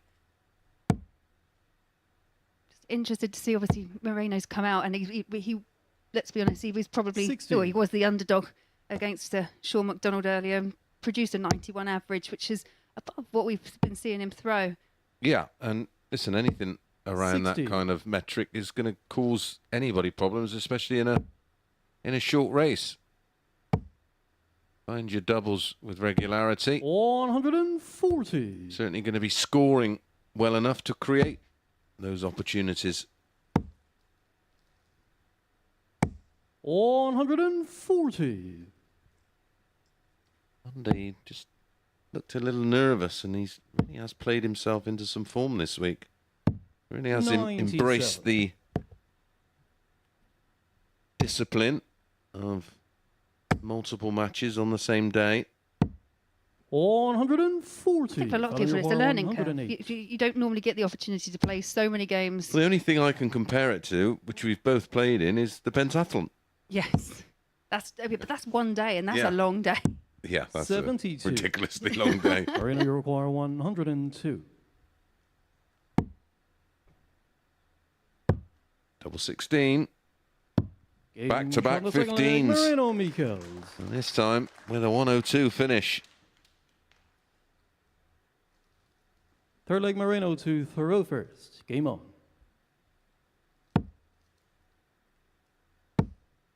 what I do like about Fallon over the years that I've watched 60. her, obviously known her from when she was a youth player all the way through, it is her composure, especially under pressure in big moments. We've seen it and we've discussed 60. Yeah. all of her. I mean, the one that really stands out for me is that Grand Slam match against I was Gabriel thinking Clemens. the same, yeah, absolutely. I mean, I watched that 87. in absolute awe. Yeah, had to win by a certain scoreline. I think it was something like 5-3. Yeah. Takes She was in a world of trouble, wasn't she? She really was. And takes out that 170 finish. Yeah, the 141. Yeah, absolutely. And went on, of course, to 140. reach the quarterfinals where she pushed Peter Wright all the way. 16-13, only separated by 3 legs, and she averaged 100. 98 odd in that quarterfinal. I don't really. I've referred to her as a great dart player. 134. Not a great female dart. She's a great dart player. Absolutely.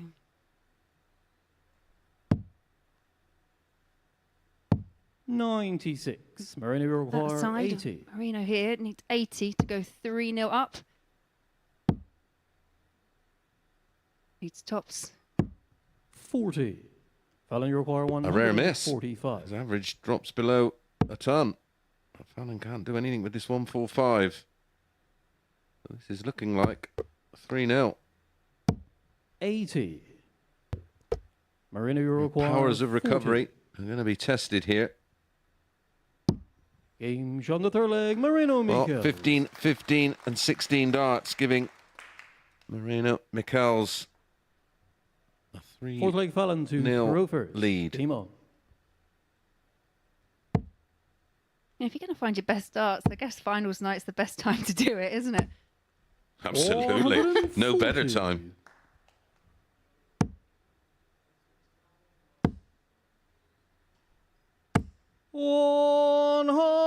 Absolutely flying. Playing with so much belief and confidence. 97.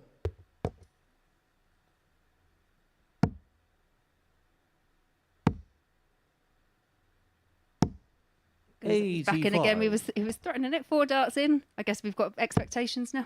Absolutely.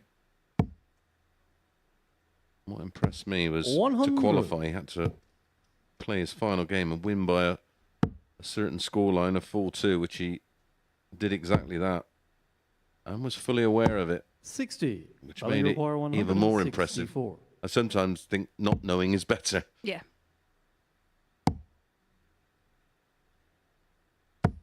Well, that's okay. 124. Which is probably the better option than having to consider or not whether to go for the ball. 95. Fallon, you require 40. Game shot of the fourth leg. Fallon Sherrock. Fallon Sherrock finds the tops. Fifth leg Mareno to Very good throw leg. first. Game on. 14 darter. Just going to mention as well that because of this current scoreline, the fact that Mareno's got 85. to 3 legs, that's going to ensure that whatever happens, he's going to be on a plus in terms of leg difference, and that ensures 60. his passage into the semi-final. He can now play with a bit of freedom. It's job done. I don't know whether he knows it or not, but he is definitely playing with with freedom. I wondered that, well, as I was saying, in the last game of his campaign in the larger group phase, that he had to win by a scoreline. I spoke to him, I said, did you know? He said, oh, yeah. But this is impressive for Mareno Michels. Wow. 180.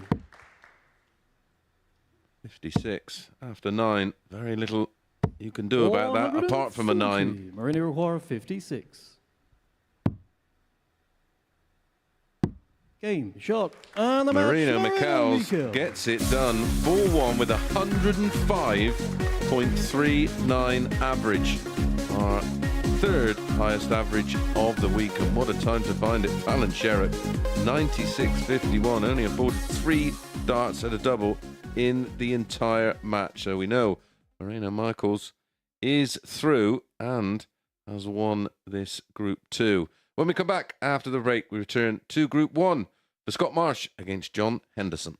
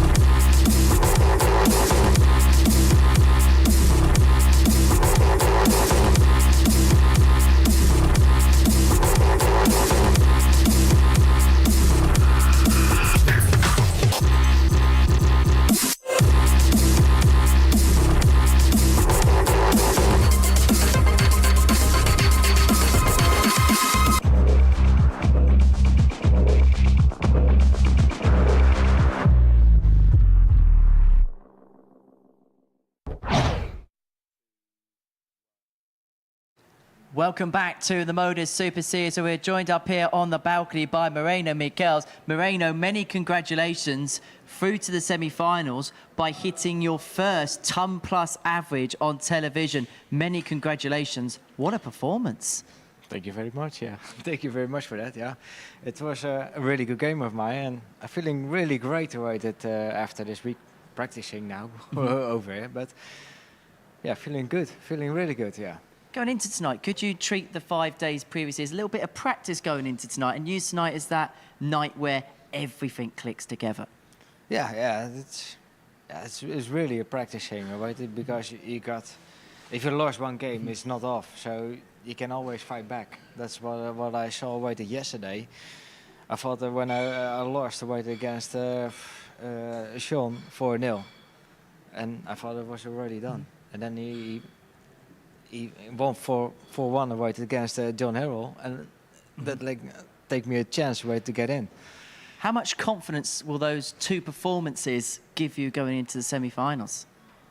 A lot, really a lot, right now. Yeah, feeling okay, feeling really relaxed. Just yeah. And now potentially 2 games away from being the winner of the week.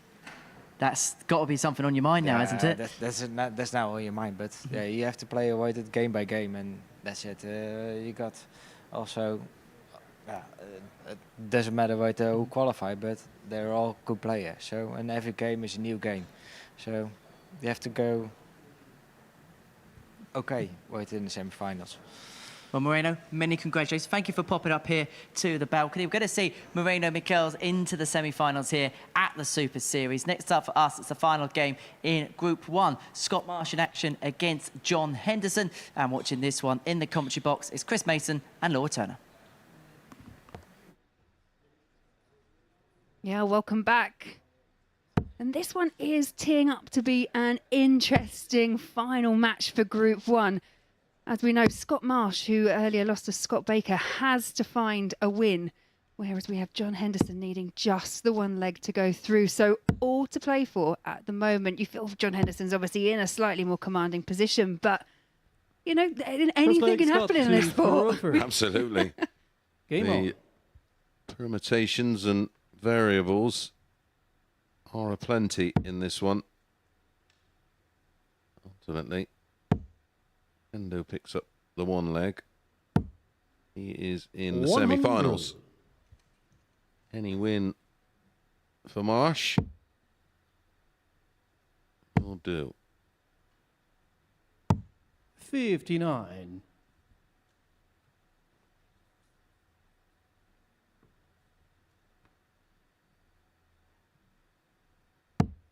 In Scott Marsh's earlier defeat to Scott Baker, losing 4-2. I don't really think we saw the best of Scott Marsh, but looks like we might be seeing a better version of him here. First 180 of the match goes the way of Scott Marsh.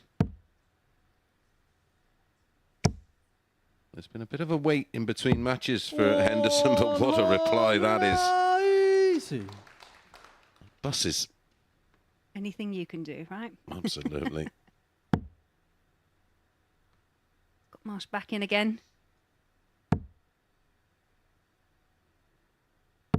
$140. Some like this from Marsh.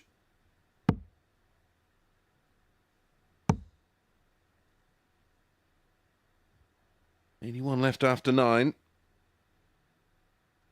134. Scott require 81. Good working out there from John Henderson. Scott Marsh here on 81. Now needs double 12.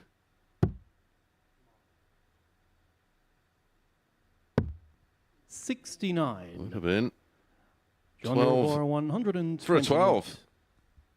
He got treble 18 with his first start. The single still leaves 110, which is 60 on ball. Gets the 60.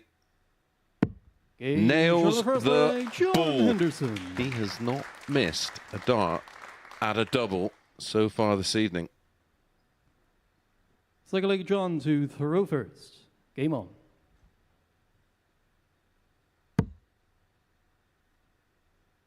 Your opponent missing a 11 and 12 dart hold. 140. Hit back with a 12 dart break. Stunning. Yeah, 128 highest finish of the night so far. And it was that one leg that John Henderson needed. Yep. 100. He is through. Get the feeling Hendo looks like he means business up there this tonight. This is as switched on and as 140. focused as I've seen him. I've obviously done weeks where John has come through a Group A and not seen him on the Thursday or Friday, sort of maybe relaxed and watching the action from the hotel room. But the fact that he's been in the venue in between sessions when no players have been here, just to tick over in the practice room, tells me he's giving this the full attention.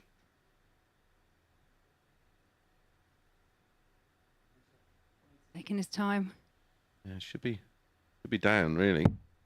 92. It was worth the wait. Absolutely. Take that.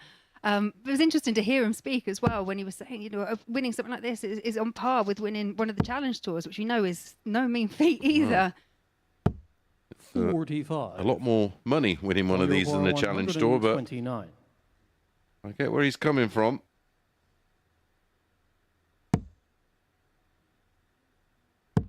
When I talk to the players that 45. may not have even played here yet at the Super Series or had a chance to win a week, it's high up on their agenda. You're at the challenge tours and you hear the banter going around about, oh, have you not won one yet? 140. John, you require And then they explained they were on the week that Luke Littler was playing. Yeah.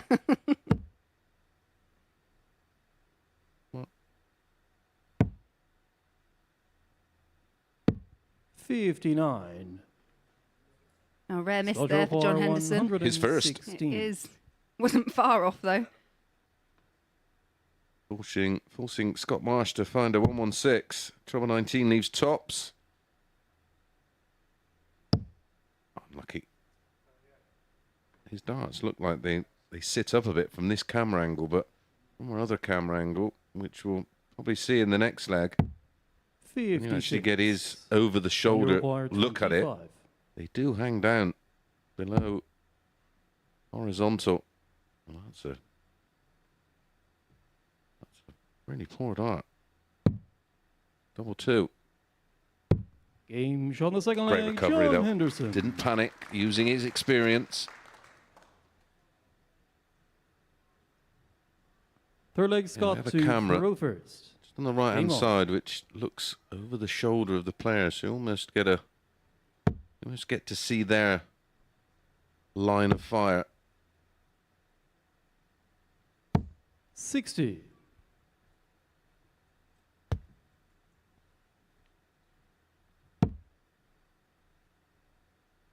John with that rocking motion. 100. Has to be timed perfectly, that. Again, rather unorthodox, isn't it? Yes. As you can see from that angle, they do. Well, he has the stacking style, made famous by a 100 certain Mr. Taylor. Won a few titles in his time. Did okay, didn't he? Yeah, not bad.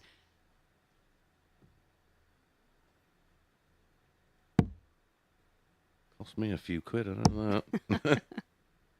See a more conventional 85. upright entry into the board for John Henderson. Rock solid side on. Here's Scott Marsh. I love his facial expressions. Be no good at poker, him. No, absolutely not. 57. He's got a serious tout. I think Big John can make a bit of a poker player. 96. You can understand maybe some of the frustrations from Scott Marsh at the moment. He's he's played well. He's just come a cropper, with John Henderson playing even better. But this is a must-win. Otherwise, he's off home. He's BFH. 96. Yeah, Group 2. Very simple. A straight shootout between Fallon Sherrock and Shaun McDonald. 140.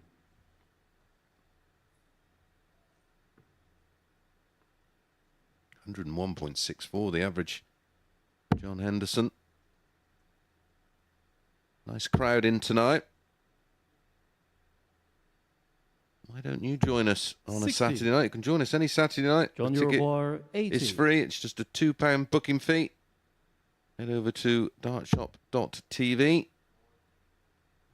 Reserve your ticket. The door is open. Around about 4 o'clock.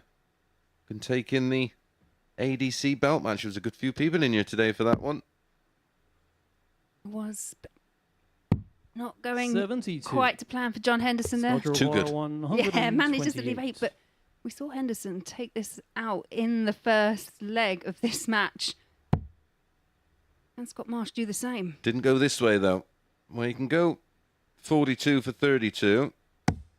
Oh, he said another treble 18 for double 10. Perfect. A smile from 108. John. He thought that was going in. John Would have been some kind of like poetic 8. revenge from leg 1, to be fair. He's Yeah. still smiling to himself. He's thinking Have some of that back. Yeah, anything you can do. We've done that before. Game shot on the third leg. It's John 3-0. Henderson. This is very, very good from John Henderson. And another bonus. It's the double break Fourth of leg throw. John to throw first. Game on. Bit of a nightmare ending to Scott Marsh's campaign.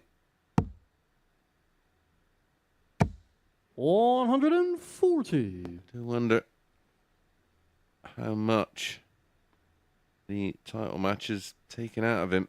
Did arrive in the venue very early to prepare for that. 131.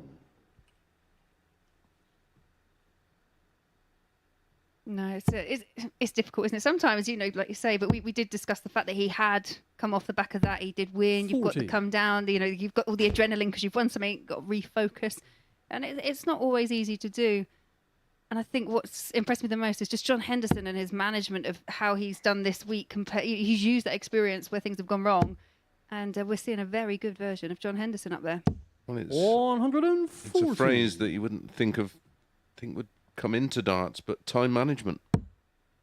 And it's certainly massive. You see so many players now picking and choosing the events to make sure they're 140. at their absolute optimum in the important ones. You think back to, we've played quite a few years now. We won't say how many, but we have played a few. There weren't so many tournaments, so it wasn't that luxury of picking and choosing. There's so many options now, which is fantastic, but you do Well, I remember we'd go to the holiday camp ones, arrive Friday dinner hour, and be playing 96. until midnight, and then get up at 7 o'clock, bit of breakfast, back in there at 9, and be in there playing mixed triples at 10:30 that night. We did. And then do it all over again on a Sunday. I know. And then go out for a drink afterwards. 139. Squad War 134. Don't even know why I bothered booking a caravan at Vauxhall. Tops again. Game Wow. shot on the fourth leg. What a Scott finish Marsh. from Scott Marsh. They appear like it's a bit of an exhibition shot, and well, even an acknowledgement from Henderson. He knows how good that was. I won't want to be on the end of that slap. Dear, oh dear. Fifth leg Scott to throw first. Game on. Super leg. Yeah, we've said it before, comebacks have to start somewhere, and if Scott Marsh is going to remain in the tournament tonight, he needs to find some kind of comeback. 64.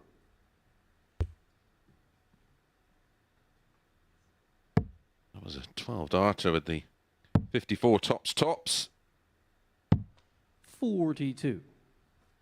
And some loose starts there from John Henderson. Open the door here for Scott Marsh.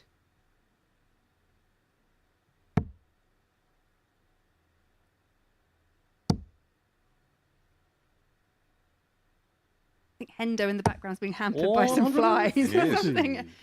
Well, there was like these little midges up there when we were up there at the top of the show. I don't know if that's an indication we might be getting some decent weather or something. 100 the bypass of summer, didn't we, this year? The weather will get nice when the kids will go back to school. That's basically what will happen.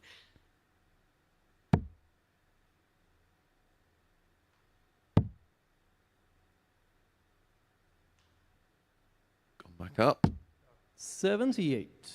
Bit of a flyer. Then a 106 to the good. You sometimes see that, don't you, when it goes into 60. the one where you've got that hesitation. You think 18, 19, 20, Yeah. and You just get caught in between and end up throwing it in between everything.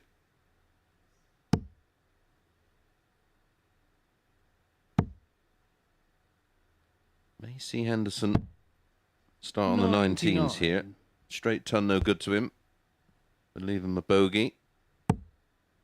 He's old school. Oh, that could be handy. 55. If he'd have found the treble 20, he would have left Contra himself bar 170 by 120. accident.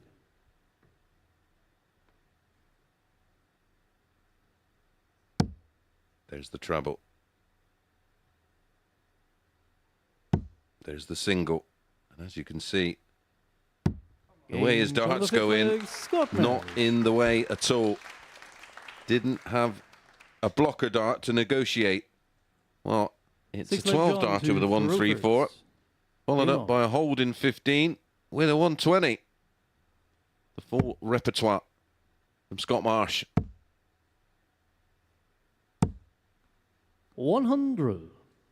This would be some comeback. Yeah, absolutely. And we know every player's up there. They want to win. I know Henderson's already through, so perhaps has got that bit more of a relaxed demeanour. Yeah, I agree.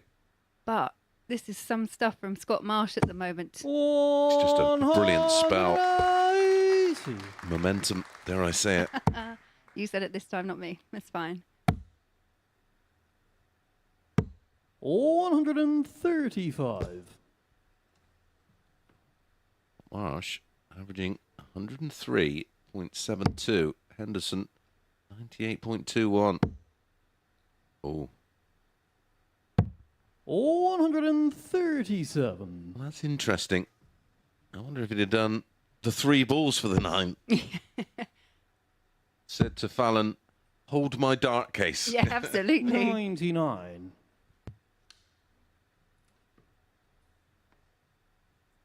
Got a chance here to set something up. John Henderson is sat there on a 167. I certainly wouldn't put that past him. No. 100. John, you require 167. The match.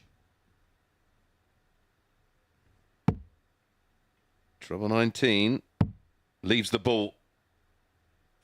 142. Well, he moved it. Or Absolutely, by a whisker. 84. But this to keep the Scott Marsh comeback alive.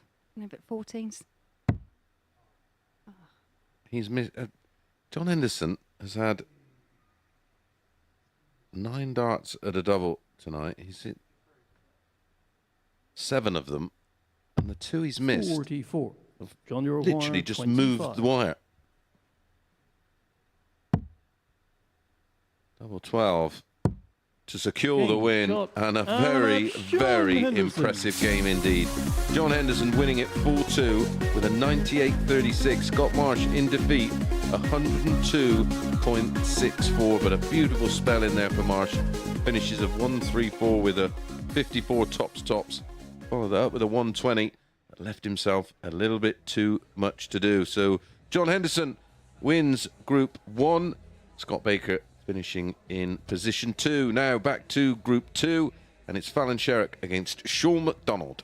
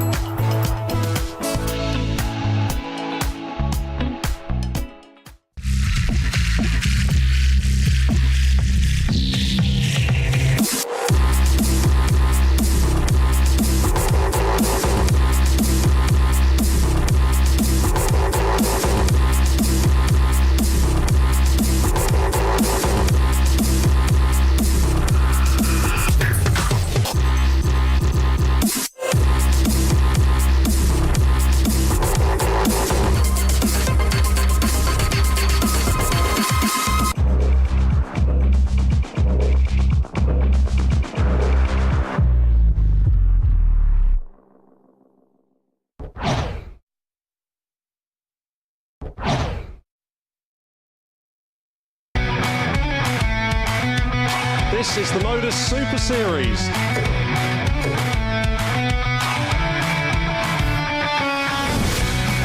$182.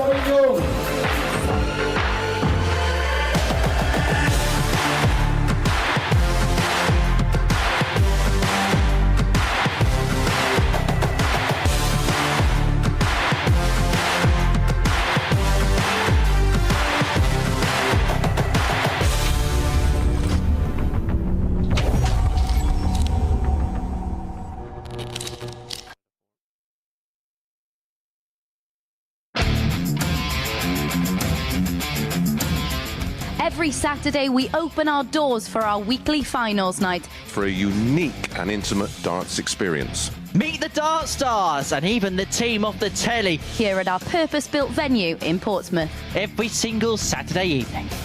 Tickets can be booked via this QR code. Or at www.dartshop.tv for a very small booking fee. Follow us at MSS Darts on Twitter, Facebook, Instagram and TikTok.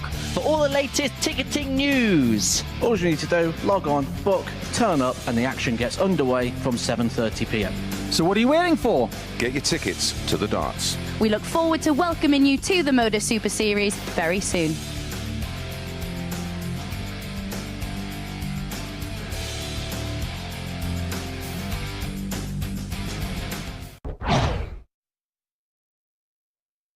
And a very warm welcome back to the MODUS Super Series, where we are joined up here on the balcony by the Highlander, John Henderson. John, you're going to get sick of the sight of me before too long. Many congratulations through to the semi-finals here at the Super Series, and a very good performance to boot there against Scott Marsh just now.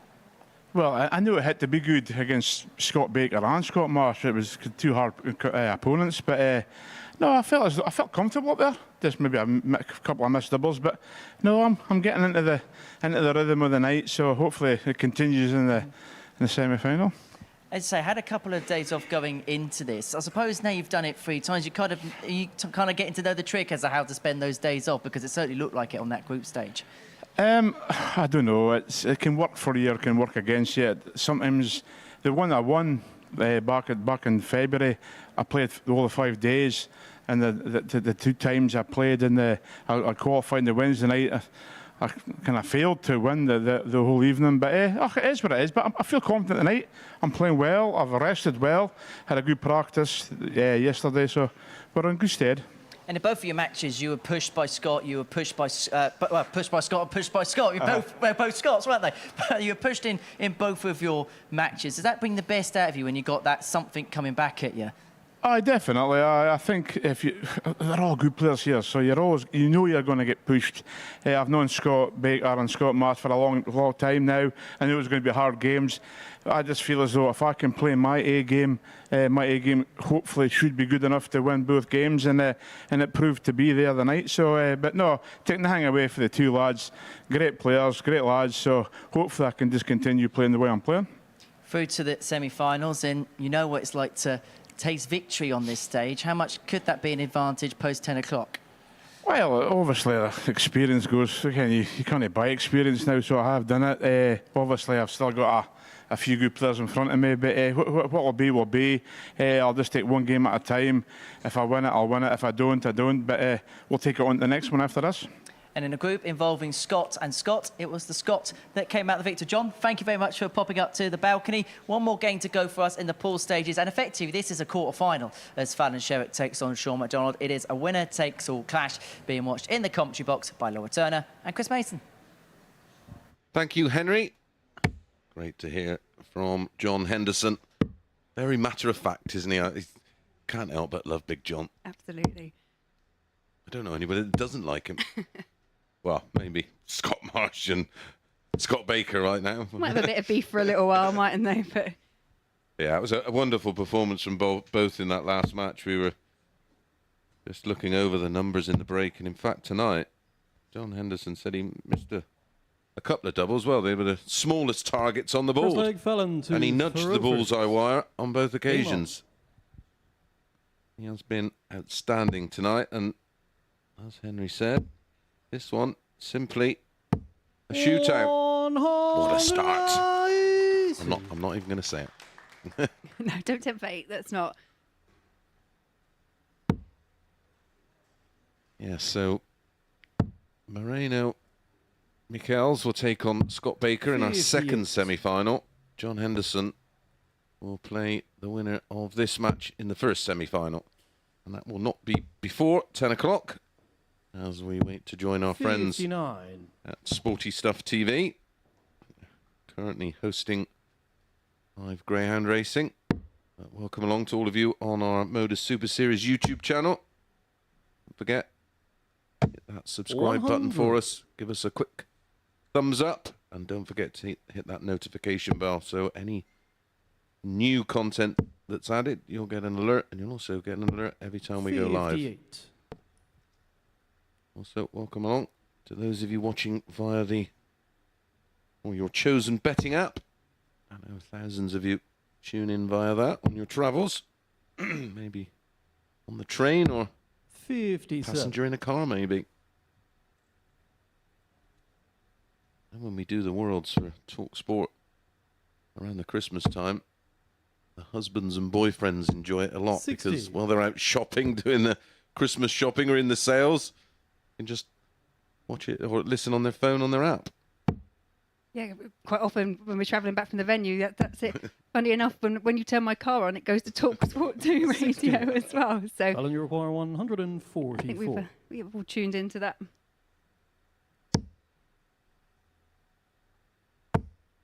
Oh, double 12. Game Don't miss double 12, does she? Fallon Sherrock. What a opening leg. And remember, this is a straight shootout match. Second leg, Shaun to throw first. Game on. Winner progresses. Loser goes home. I think both these players over the course of the week and what we've seen from Scott, you know, from Shaun, sorry, they both have that ability to find something when under pressure. Yep. Both seem comfortable. 59. Most of us will. Yeah, it feels like the most uncomfortable position to be in. But like I say, it's for sure, and he had to find those results and ended up topping the table from off being last. And similarly with Fallon, she needed to do well. She ended up topping her group as well. And again, when you know you've got that in the locker and it's happened as recently as yesterday, you always believe there's a way. And where there's a will, there's most definitely a way. 100. Super leg, 84 after 9. Fallon correctly over on the 18s because treble 20 would have left 170. John require 84.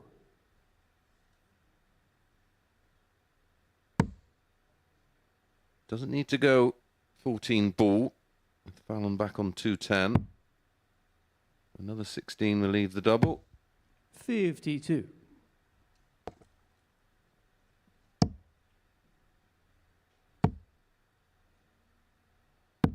$138. Good John, visit your there from require Fallon to leave 72, but McDonald here just needing double 16 to go one apiece. The lowest winning average tonight is 86.72. Everything else well in excess of 90. Shaun McDonald. And Shaun McDonald finds a 15 dart hold of his own. Third leg Fallon to With a throw max. first. Game on.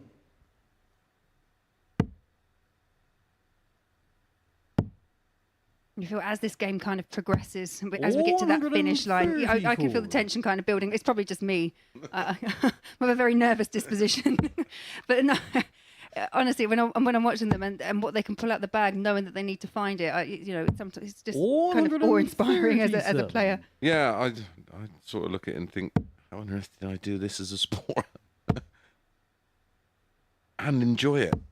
140. Backs up the 134 with a 140. I think I actually enjoyed the socialising more than the playing. Well, yeah, there's that side of it too. 100. How the game has changed. Absolutely. And I think, we do enjoy it. But normally you enjoy it just off the back of a victory when you get into these kind of situations. Yeah, absolutely. Otherwise, you're hiding in your hotel room for a couple of hours Sulking. afterwards. Yeah. Yeah, I did a lot of that. 100. So, 127. Fallon, you require 127. 2-1. Just taking out 144. She's not going to take out the 127, so just has to tidy things up. 41. Shaun, you require Will that be punished? 164. Maybe not in this turn, but maybe in the next. Ooh, another one of those. Would have left the ball.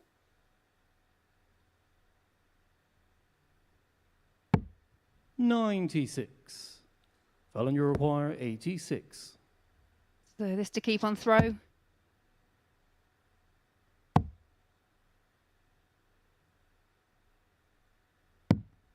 $79. Shaun, you require Just narrowly missed the 68. double seven there. So Shaun McDonald back for 68. Trouble 20.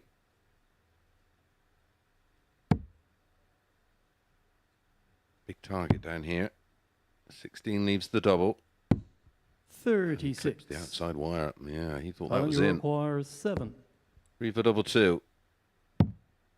To hold. Game She shot the third holds. leg. Fallon Sherrock. Holds it all together. And sometimes it's the little shots like that. They make the huge difference. There was pressure. A 7 is not a given. Shaun to You throw know, it's one of those first. nervy Game numbers on. where you start splitting things, end up on double 1. And it's the kind of thing you never practice. No. So we tend to, the practice routines sort of tend to start from a ton, but 96. we often forget about the 41 to maybe 81.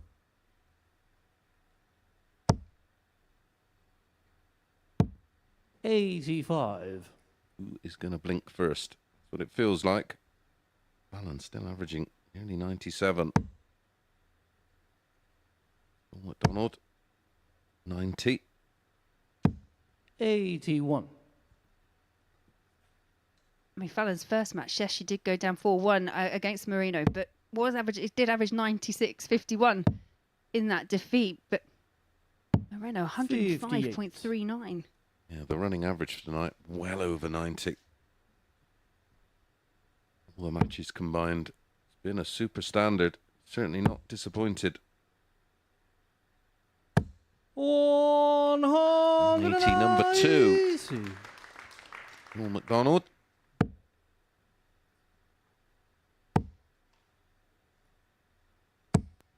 $83. Shaun, you require 144. Had a couple of dirty deflections. Breathing space though. Shaun McDonald. 96. Couldn't quite replicate Sherrock's 144 finish that we saw in the first leg, but we'll be back. 97. Shaun, you require 48.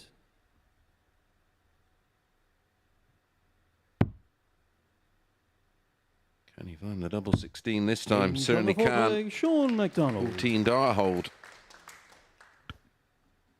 Averages almost identical. Fifth leg, 93, Fallon 96 to Fallon. throw first. 93, Game on. 54 for Shaun. Everything has gone with throw. Fallon will hope that continues. If it does, 59. she will win full 3. Leaving herself a little vulnerable there, though, with a troublous visit. Shaun McDonald straight in. looking to take advantage of that. I just say he will need to find a breaker throw. 37.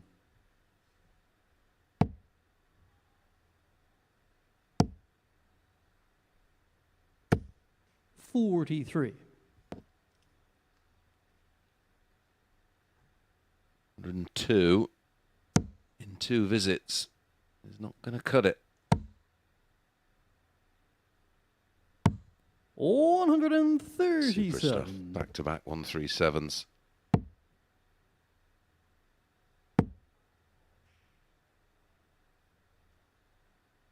Scoring boots 60. have deserted her. And she's another player I find, you know, when you watch her, if she's not finding it, the frustration starts to appear on her face.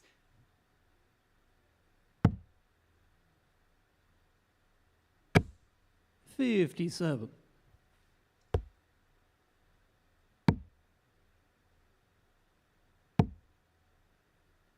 Just slightly 100. over-adjusting there with those opening 2 170. darts due to the previous ones being low.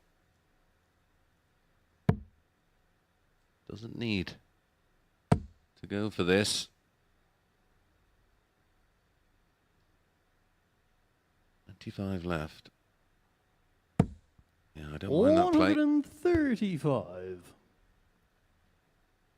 Another strong leg. 35 after 12.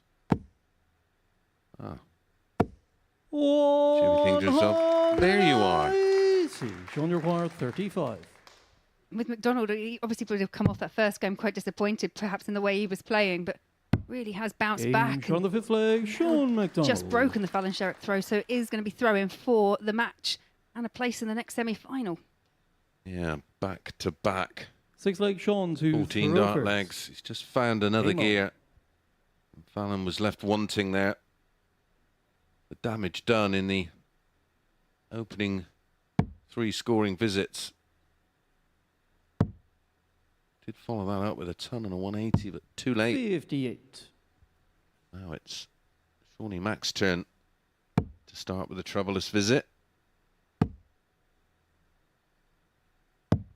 59. Say about her 9 dart, but it was actually 12 perfect darts because she started the next leg with a max.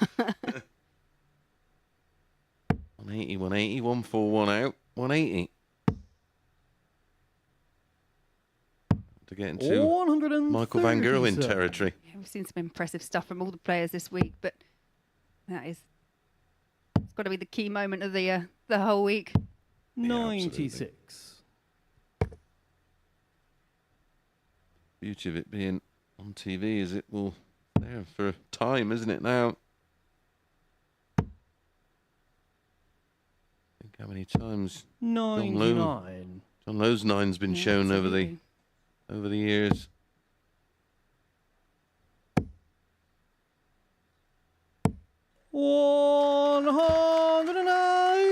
That was a very well timed third 180 for Fallon Sherrock. Quite stolen the darts, but if McDonald doesn't find a treble here, 57. she doesn't even finish, but it's a biggie. 134 or something similar from Fallon. Be ideal. Treble 18. 98. Shaun, you require 150. Just a couple of drop darts with Fallon. Yeah, could be a bit of fatigue.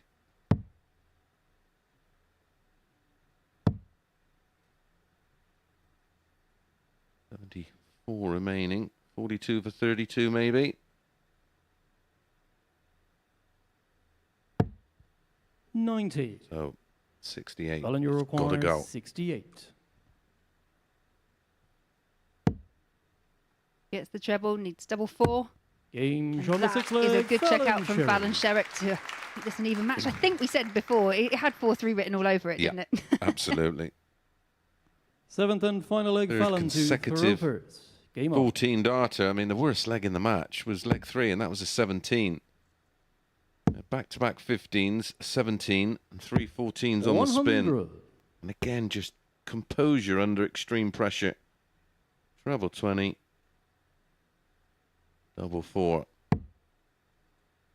It's one of those things, if you could bottle that, you'd make a millions, wouldn't you? You'd just sell that. Yeah, I'd buy gallons of it. 96. Absolutely.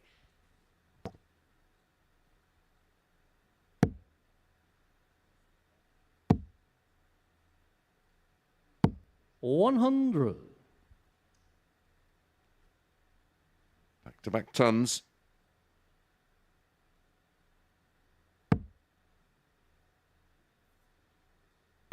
And when it gets this tight and to this point of the game, you just find a treble. Come on, just do that. Yeah, you take four straight tons. Absolutely. Any day of the week. I take that anyway. Yeah, 4 straight tons. Yeah. And you're happy days. Beautiful adjustment. 83. Deflection. That was on its way into the treble 20. And a big advantage.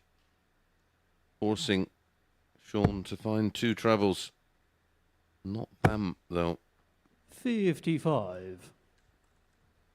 No, and you get the feeling time is running out for Shaun McDonald.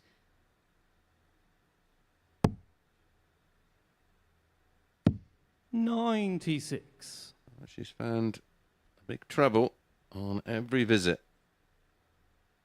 This 7th and deciding leg.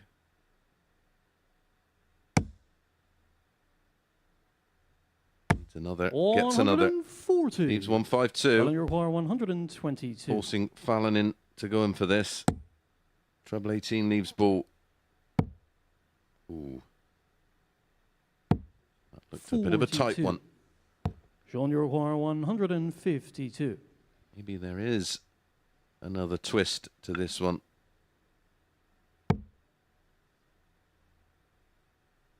No, but 80 is not a given. No, so much can go wrong. 48. Fallon, you require 80. Got to stay straight. Single. Double. Replace in the semi-finals. 40. Well, one match dart has come and gone. How costly will that miss be? Shaun, you require 104.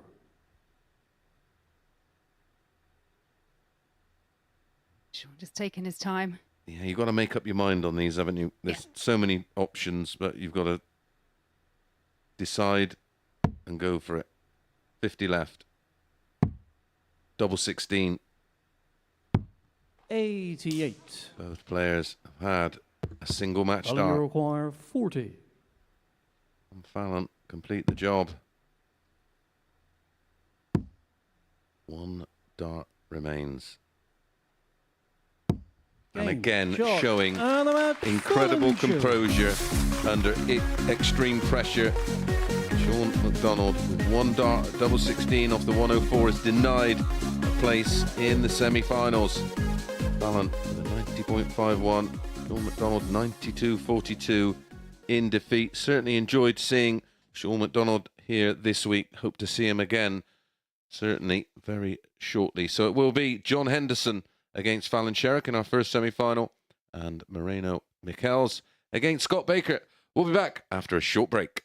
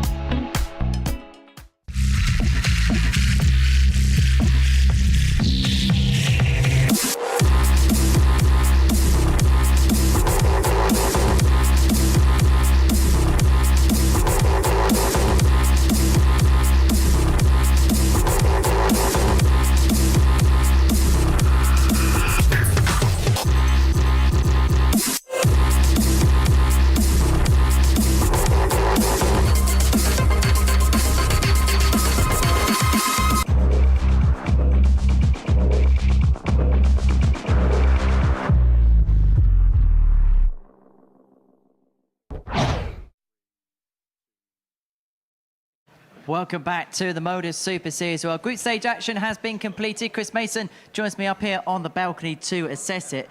Well, first things first, Fallon Sherrock had to dodge a bullet from Shaun McDonald, but is into the semi-finals. Yeah, it was a very good game. Well, the whole session's been very good. Didn't disappoint at all. Some big numbers. I think the lowest winning average of the night was just under 87. So, yeah, the semi-finals look good.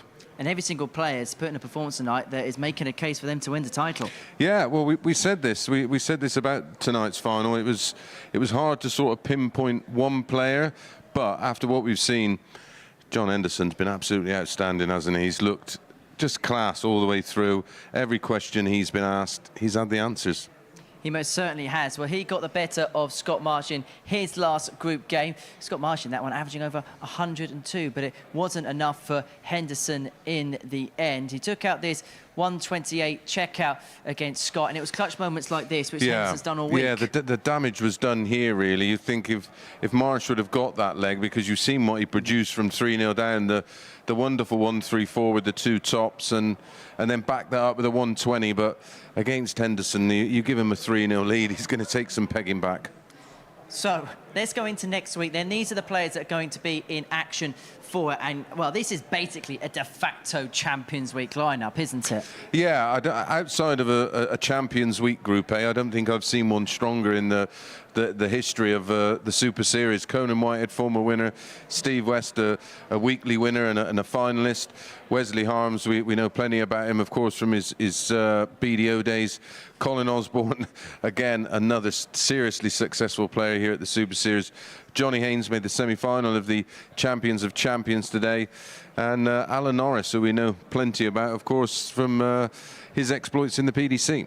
Most certainly, and that action's going to get underway at 9:30 a.m. on Monday morning. Right, we're going to take a short break. When we return, we're going to be joining our friends over at Sporty Stuff TV for the semi-final action here at the MODUS Super Series. So do join us from 10 o'clock for the continuation of the action.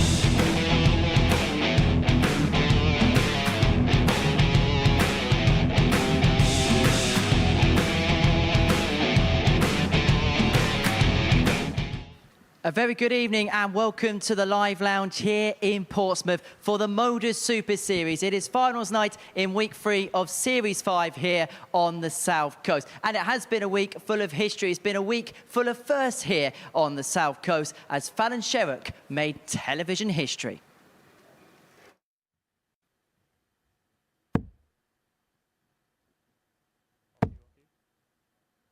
Max. 180. 140. Nearly followed by one of Lipscomb's own. And Sherrock is continuing upon her road towards perfection. That's a second max in succession. Never has it been done on television by a female player before. Fallon Sherrock wants treble 19. And now double 12 to become the first ever female player to hit a televised 9-dart finish. Fallon Sherrock is a history maker once again. And Fallon Sherrock has been a part of the action this evening here at the Live Lounge in Portsmouth. It's been a night littered with drama so far, going down to the very last dart of the group stages. This is the best of the action as described by Chris Mason and Laura Turner. Most speed merchants, it is very much all on the day for them. 135. Yeah, we've seen what Scott Baker could do. We know what he can do on the floor, and we know what he can do up there. But I just think this little campaign he's had has been quite 60. up and down. I think he peaked at John 95, but Yeah. 72 as well. Yeah, but I think for him, and it was funny he said that he feels like he's sometimes played his better darts. Game What a from start. the first leg, 12 Shaun dart. Henderson. Hold a throw.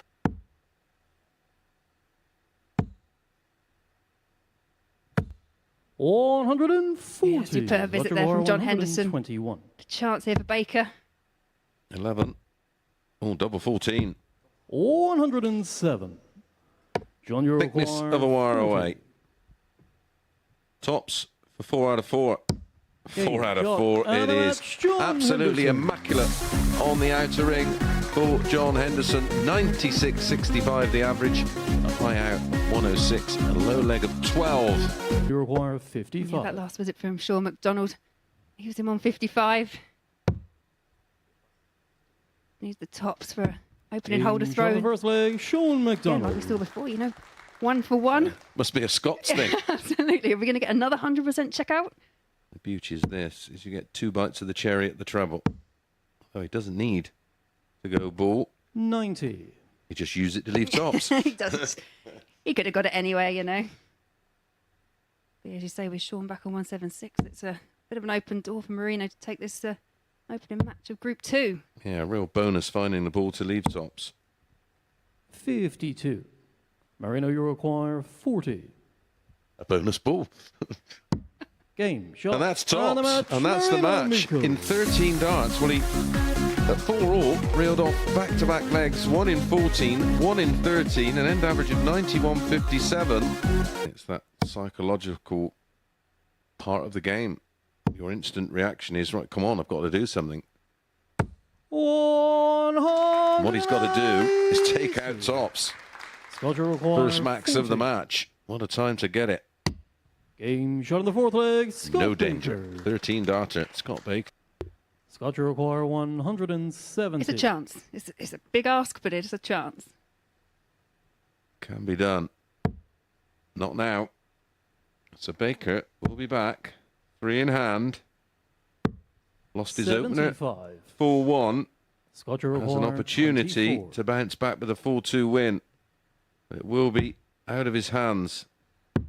And he gets the shot. win. And the match, Finds Scott the double Baker. 6. Well, he is not guaranteed to be through. And Scott Marsh is far from out. All to play for in Group 1. 140. I think for a lot of people, it's a learning curve. You don't normally get the opportunity to play so many games. The only thing I can compare it to, which we've both played in, is the pentathlon. Yes. But that's one day, and that's Yeah. a long day. Yeah, that's 72. a ridiculously long day. Mareno, you require 102. Double 16. Game Back-to-back shot in the second leg, 15s. Mareno Michels. And this time with a 102 finish. His campaign in the 140. larger group phase that he had to win by a scoreline. I spoke to him. I said, "Did you know?" He said, "Oh yeah." But this is impressive for Mareno Michels. Wow. 180. 56 after 9. Very little you can do about that apart from a 9. 140. Mareno require 56. Game shot. And the Mareno match, Michels Michels. gets it done. 4-1 with 105.39 average. Our third highest average of the week. And what a time to find it. Fallon Sherrock, 96.51. Only afforded 3 darts at a double in the entire match. On treble 18 with his first start. The single still leaves 110, which is 60 on ball. Gets the 60. nails the ball. Henderson. Don't even know why I bothered booking a caravan at Vauxhall. Tops again. Wow. Shot of the fourth leg. What a Scott finish Marsh. from Scott Marsh. Double 12 to secure the win, shot. and a And very, that's Shaun very Henderson. impressive game indeed. John Henderson winning it 4-2 with a 98.36. Scott Marsh in defeat, 102.64, but a beautiful spell in there for Marsh.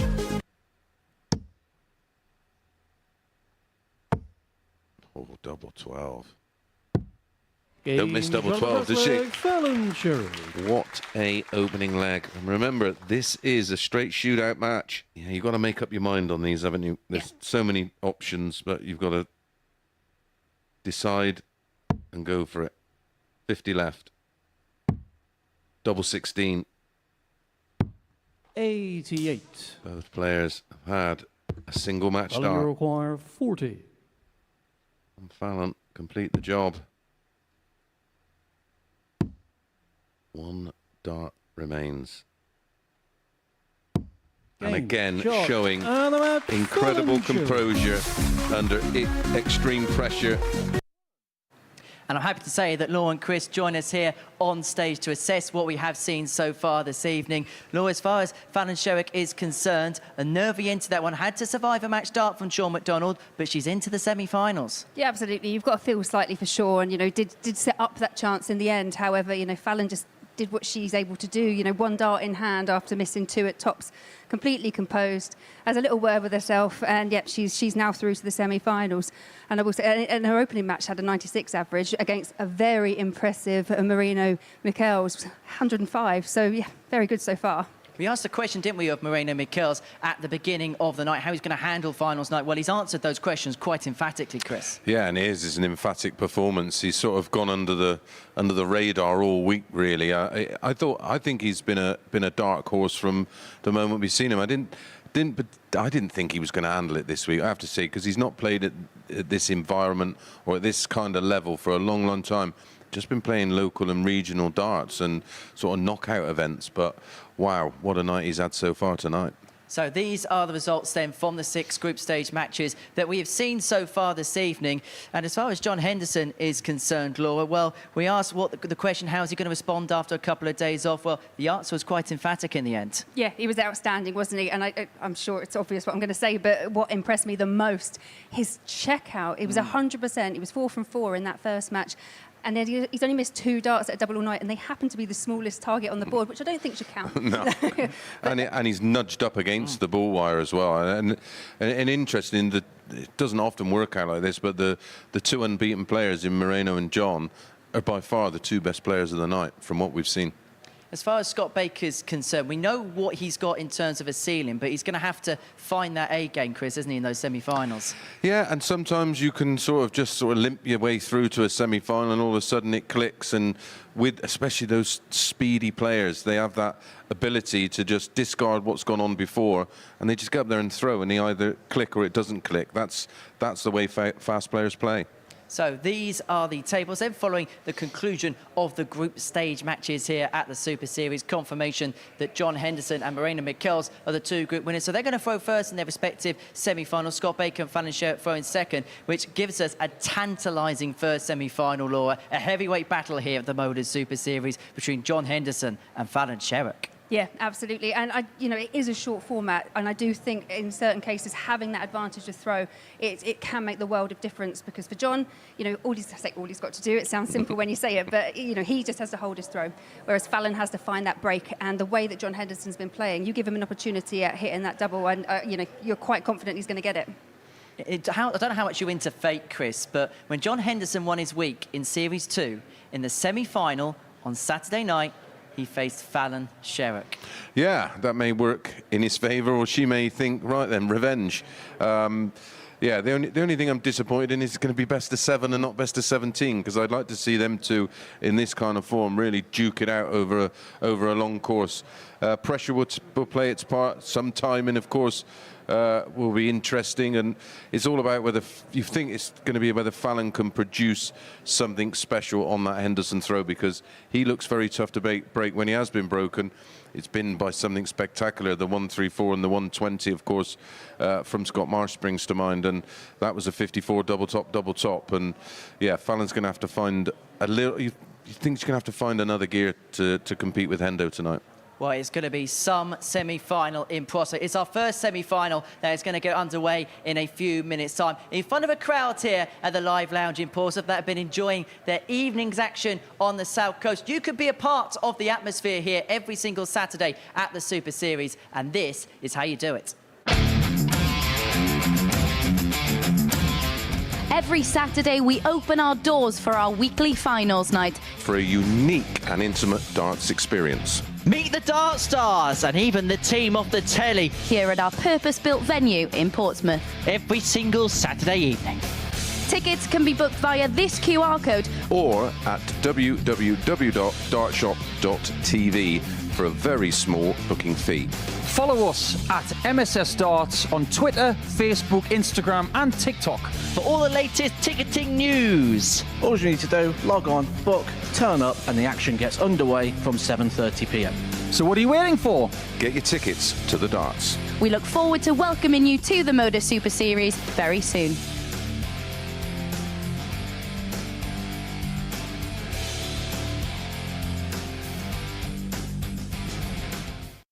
Well, what a semi-final this could be as the Highlander John Henderson goes toe-to-toe with Fallon Sherrock for the first place in the finals here in week 3 of Series 5 at the Live Lounge in Portsmouth. It's about time to get the action underway, and in the commentary box to describe all of the action, it's Chris Mason and Laura Turner. Thank you very much, Henry. And we are both very much looking forward to this tie. Here's Fallon, the Women's World Match Play Champion in 2022 and, of course, a former World Trophy Champion amongst many other accolades over the years. Taking on Big John Henderson. This has got the feel of a final, never mind a semi, Laura. Yeah, I'm interested to see how it plays out. I think as we were just talking, the way that John's just been going about his business, like it's like shelling peas, isn't it? It just he's making it look so easy. That Fallon does need to find, I think, another level from what she's produced tonight, but we know she can. Yes, exactly. That's what makes this match so fascinating. He's 80% on his doubles all the night is John Henderson. An average, 100. a running average tonight of over 97. Couple of ton plus finishes. If it was an exam paper, I'd be giving him 60. An A. Yeah, if he finishes off with a win A+, maybe. Yeah, absolutely. Little tantaliser, you can still do better. 97. But yeah, it has all the ingredients to be a real special clash. 60. Yeah, Henderson not able to find a trouble there, so I think I put in a big score. She could take the advantage in this opening leg, which is huge because John has got the throw. Yeah, as you were just saying on stage, the breaker throw has got to come at some point. And if it comes in the opening leg, the pressure piles on 81. Henderson. Fallon, you require 164.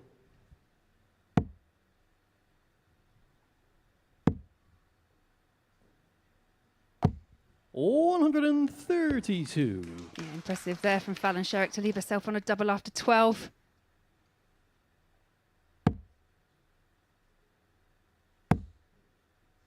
She's going to be 135. under pressure. Super Fallon, visit you are from 32. Henderson to leave tops. Double 8. Game shot on the first leg. Fallon Sherrock. Just so much composure. 14 dart breaker throw. 1-0. Second leg, Fallon to throw first. Game on.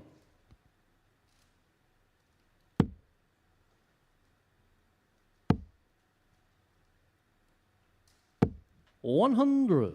Sometimes when you survive a scare, because obviously, Shaun McDonald did have match darts against Fallon in the previous match. When you get through that, the relief 100. sometimes can allow you to open up and just play with a little bit more freedom. Yeah, you think you treat it a couple of ways. You think, well, I'm just destined to win this now. 60. I've dodged a bullet. I'm free rolling.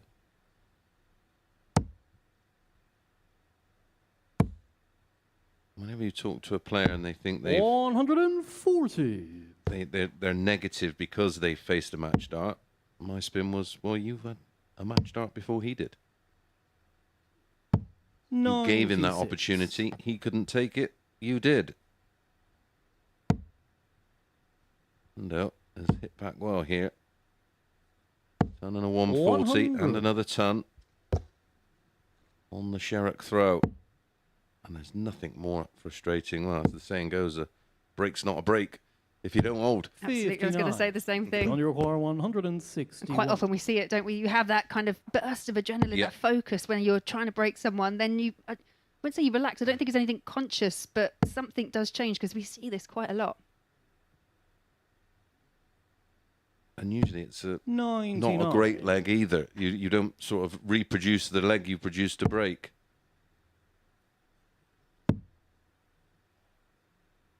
And again, I think it comes with the 96. John dynamic York, of 62. trying to defend rather than trying to win. Which I always find it a strange concept in the terms of darts, but it is what you do. You you don't put it all in. Well, incredibly, he's gone for a big 18. He strayed into the double four, but he's actually left himself ball.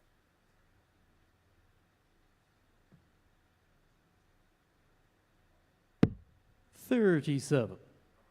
Fallon, you Been require all around 90. that, like a second hand on a clock. Double 15. Game shot the Never second leg. in Fallon doubt. Sherrock. 17 dart hold, averaging 97. The Henderson's Third leg, John 94. to throw first. Game 2 on. from 3 on the doubles. Henderson has had 1 dart at the ball. 140. Be no panic from John. No, not yet. No, not at all. Although, again, race to 4 is quite cutthroat, but John's got those gears. John's 100. still averaging around, at the moment, I know we're only 2 legs in, around the just under 98. Just a couple of missed time. Yep. Yeah, missing the big 18 to get a dart at the double rather than the ball. By comparison, of course, the double is huge compared to the bullseye. 58.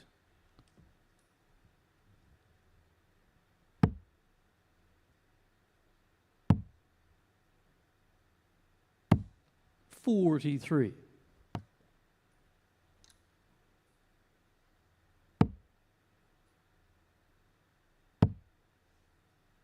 Fallon almost has a leg to have a bit of a 58. breather here. Needs to recompose. Get herself ready for an important leg for her. If she holds, 140.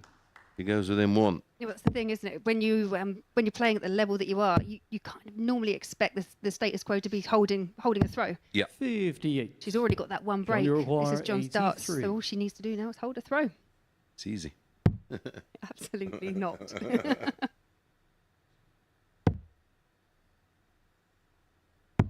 43. When I didn't have an opportunity to practice with anybody, I used to go through it, especially approaching the Worlds, which was sets. So I'd say to myself, 15 dart leg 40. is a win. Anything over, I lose. And just sort of try and battle it out. Game To shot try and get into that John mindset Henderson. of holding throughout. 17 dart hold for John. Didn't flicker despite the pressuring Fourth leg, max Fallon to throw first. from Game on. Fallon. And this is where sometimes experience comes into it. John's been in high-pressured 80. matches before. Yeah. He was such a stalwart on the PDC circuit. World Cup winner, which I think is probably in most people's top 10 amazing, great darting moments when he won that. So Without a doubt. 40. And remember when he did when he was invited to play in the Premier League, one of the most memorable walk-ons I've ever seen. remarkable. The atmosphere. Sometimes you just doesn't come across on TV. Sometimes the atmosphere we create at those big events, but that certainly 59.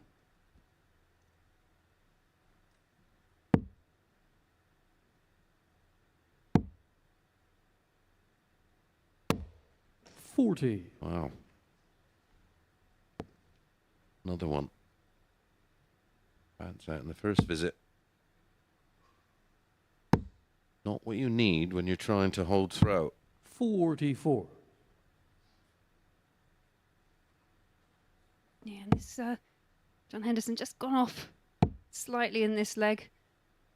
Down to 358 and 9. It happens. You can kind of do that mid-match. Absolutely.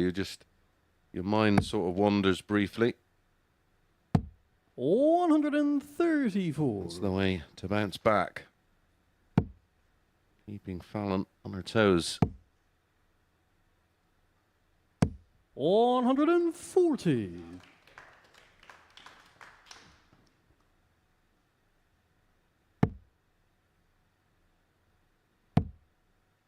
Trying to get some regulars now every week on a Saturday night here at the Super Series. And interesting going around and just talking to them, and they say they just love the intimacy of the venue and be able to, oh dear, missed the big 16. Yeah, and just enjoy the darts in this type of, because it's a rarity nowadays, isn't it? John, you require And you get to see different players every single week, and the quality, I mean, like, especially like this finals night tonight, the quality is absolutely outstanding. Double five for two apiece. Fallon was punished. Back-to-back legs for Hendo. And now we're back on throw. And now it's a best of three. Game on. And I can imagine Fallon have an internal word with herself there. It's just a big opportunity that's kind of come and gone. 97. Yeah, just missing the big number. But again, as we said, you take it for granted sometimes, and it come back and burn you. 140. So showing that mental toughness. No hangover from that. 85. The response is to find a 140.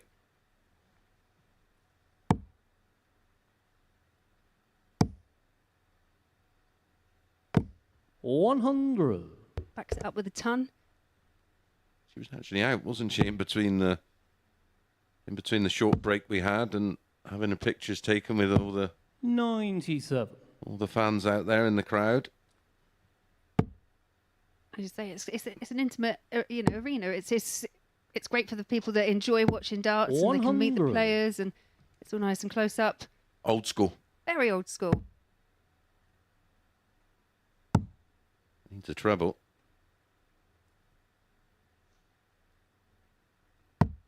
Gets one. Fallon, you require 161. 60-51 ball.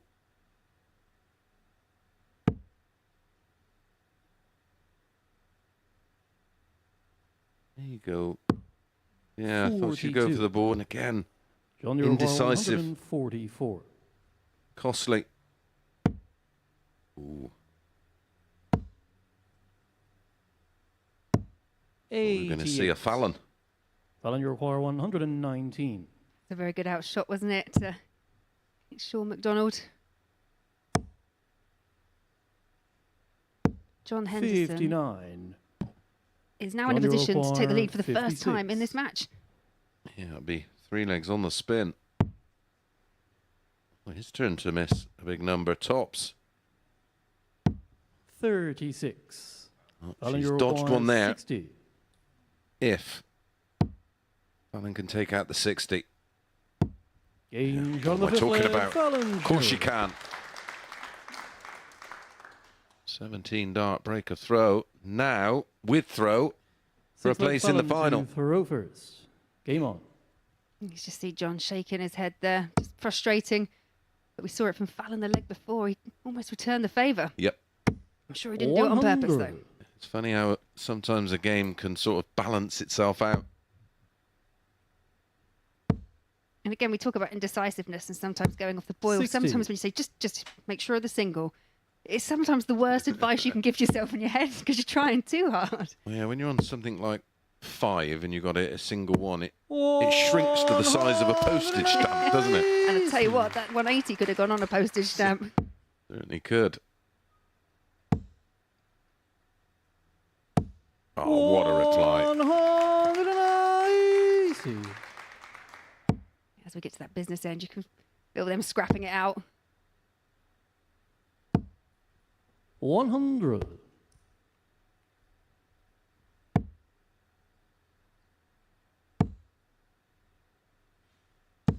$83. Fallon, you require 121. 6 from here, if needed. Trouble 20 will leave her favourite. 45. 18, that was a little erratic. Maybe a bit too much adrenaline there. 138. And that's a great Fallon, visit you there from require John 76. Henderson. Oh, under that pressure, but leaves himself a double. Most important thing. But back comes Fallon. She used that. 60. Not this time. John, you 2 require match darts 40. have come and gone.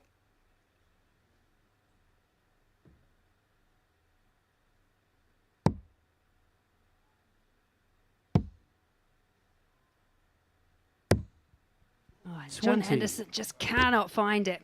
Yeah, Fallon, he's you require absolutely 16. raging. Double 4. Game And shot. double 4 Fallon is at found, and Fallon with an 89.36 wins this encounter. Full 2, 50% on the doubles, couple of 180s in there. 3 140s. Fallon safely through to the final. Who will she face? We will find out after a short break. Mareno Michels takes on Scott Baker.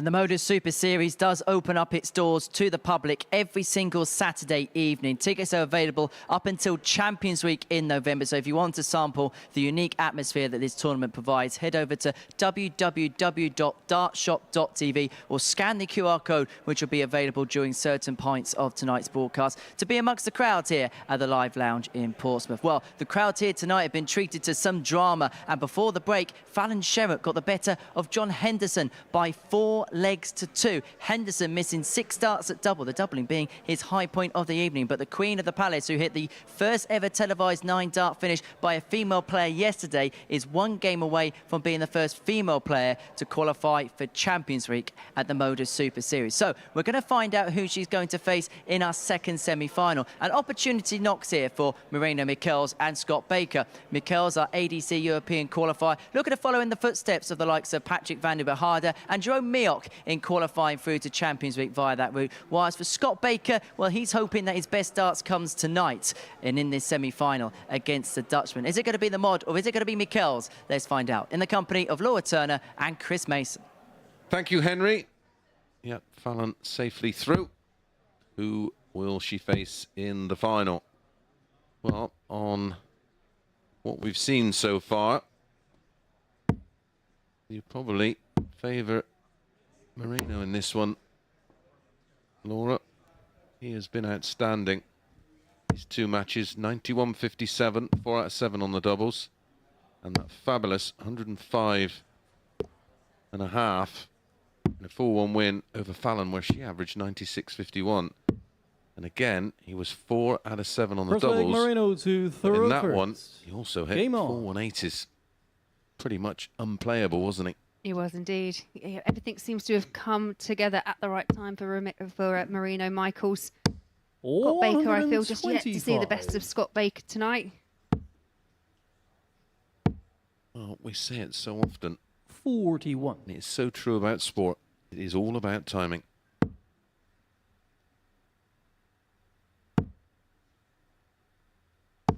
$60.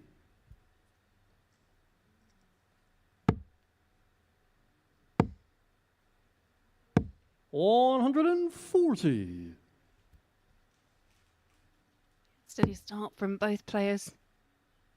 As we say, Mareno just seems to just had a different edge about him tonight. Just everything. I think he was saying, kind of, just use the week as he said practice, but he got himself, get himself into a good position. He was, he came second in Group A, just about qualified, but did enough to qualify. And knowing that he had to win 4-2, as we alluded to earlier, that was impressive in itself in order to qualify. And tonight just seems he's found those extra gears that he's perhaps been missing.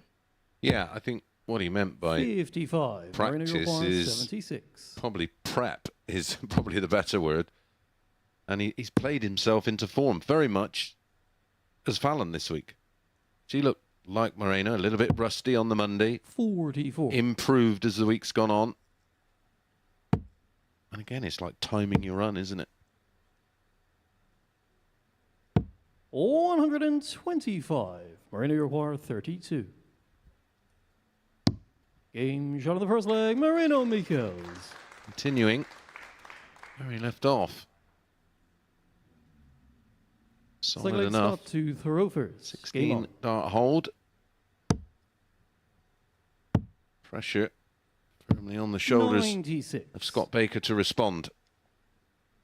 Yeah, and I've discussed with you tonight the importance of having that opening throw. Obviously, the people that top their mini groups. Yeah, get the advantage of throw. That's the reward for winning a group. I think the difference was, obviously, we saw John, although he had the throw, Fallon came out of the traps really fast against him. But yeah, she opened with a 14 darter, didn't she? Break of throw. Scott Baker just hasn't been able to find those levels yet.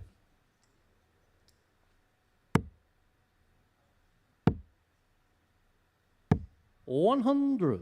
He looks a little dejected already. There's Scott Baker. 45.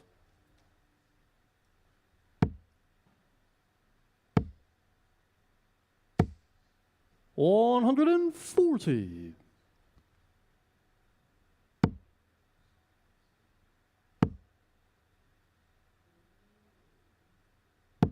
100. Scott require 105. Anytime from Michels. And he had to go for the treble 18 and ball. 37. There's Mareno on 132. This is well within his range. Another one of those. Ooh, such a pretty finish when they pull it off, isn't it? Love it. Champagne shot. Yeah, really is. Looks like a real exhibition shot, but it's 74. far from it. It's Scott require 68. playing the numbers. 36. You can't Mareno really require do 58. too much to affect your opponent in this sport. Well, in terms of keeping it within the rules, 48. but when a player almost goes close Scott to require getting a finish like 32. that, it just, your heart goes in your mouth. Game shot on the second As leg. it is, Scott Baker. he's managed to get over the line in this leg. 19-dart hold for a level game. Third leg, Mareno to Max throw in the first. leg from Game on. Mareno. He'll be a little disappointed not to have built on that. 82.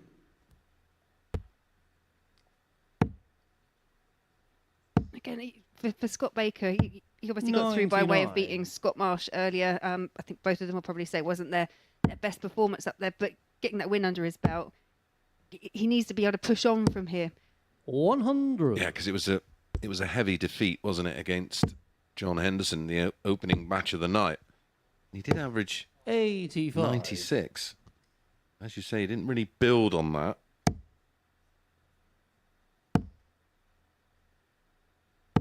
$95.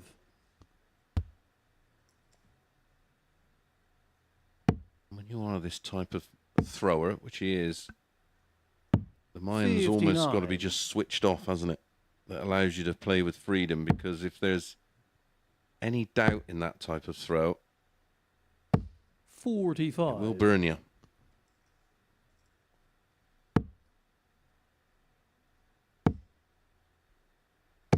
$60.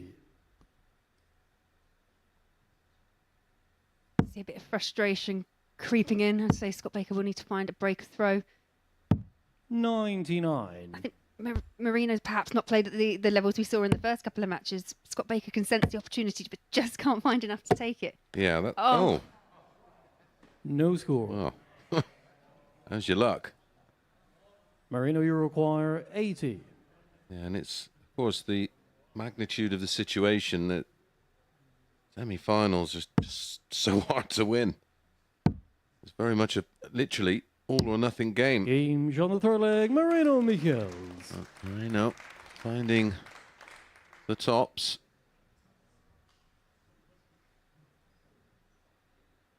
Well, Scott Baker can live with the at least the thought that although it ended up on the floor, it wouldn't have made any difference No. anyway. No, exactly that. And it Game on. and it's not on his throw, so it doesn't smart quite as much. 83.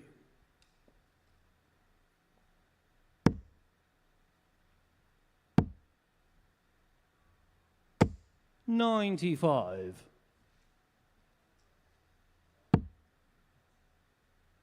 Biggest leg of the match so far, this one. 140. Break from Mareno, and you think he's home and hosed. He will throw for the match in the very next leg. 100.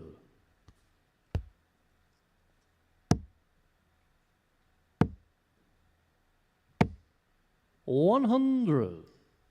This is steadier from Scott Baker. Yeah, a bit more control to it, isn't there? 99.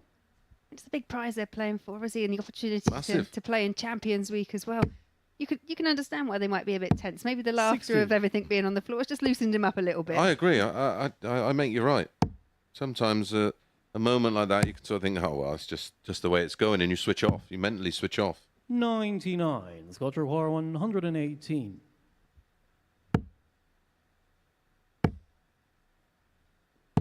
$94. Yeah, good Mareno switch require there from Scott Baker. 108. Giving him a sniff at the 108, and he's going to get a dart at double 16. 76. Scott require And he's 24. dodged one there.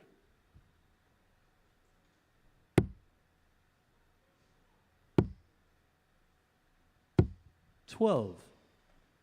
Yeah, Marino that's unfortunate there from 32. Scott Baker, just a whisker away. Yeah, if he tried to do that and not hit the double, Michels. I can assure you he'd hit the double every time.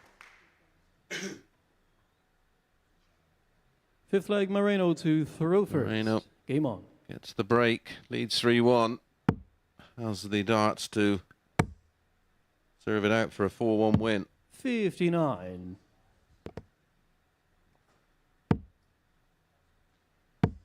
I think that's been a bit of a theme for Scott Baker tonight as well. 100. When he has put himself into position to take legs, I think he ended up with a 25% checkout in the first match, 33 the next. Comparatively to everyone else, it's just not enough. No, Moreno's been in the high 60s, hasn't he, all night, and he's currently at 50% here. 180.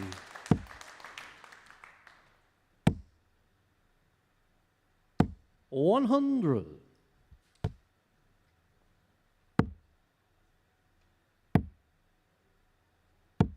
$41.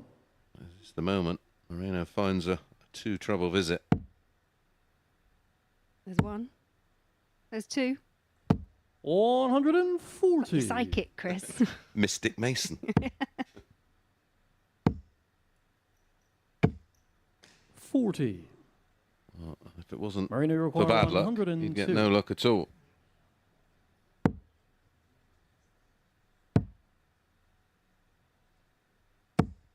$54. Scott require 140.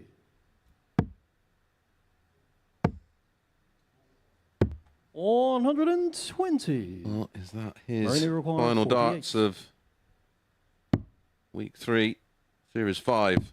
Game. And it shot, certainly and is, a match. as Mareno Michels Michels. gets the win. 4-1, too many missed doubles from Scott Baker, only 1 from 6, 16.67%. And yet again, for Michels, as he's been all night, 4 from 7, 57%. So we know our finalist. It will be Mareno Michels against Fallon Sherrock.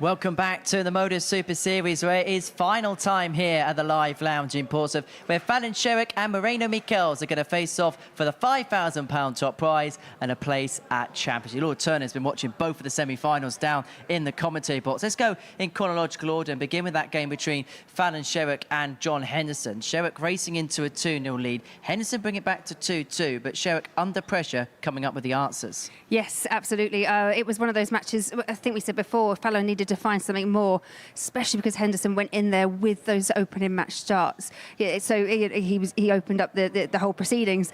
Fallon came out of the traps with a 14-dart leg, and I think perhaps Hendo hadn't quite been under that amount of pressure from anyone else that far. So yeah, I think she's put in an impressive performance and beat someone who came in as tournament favourite.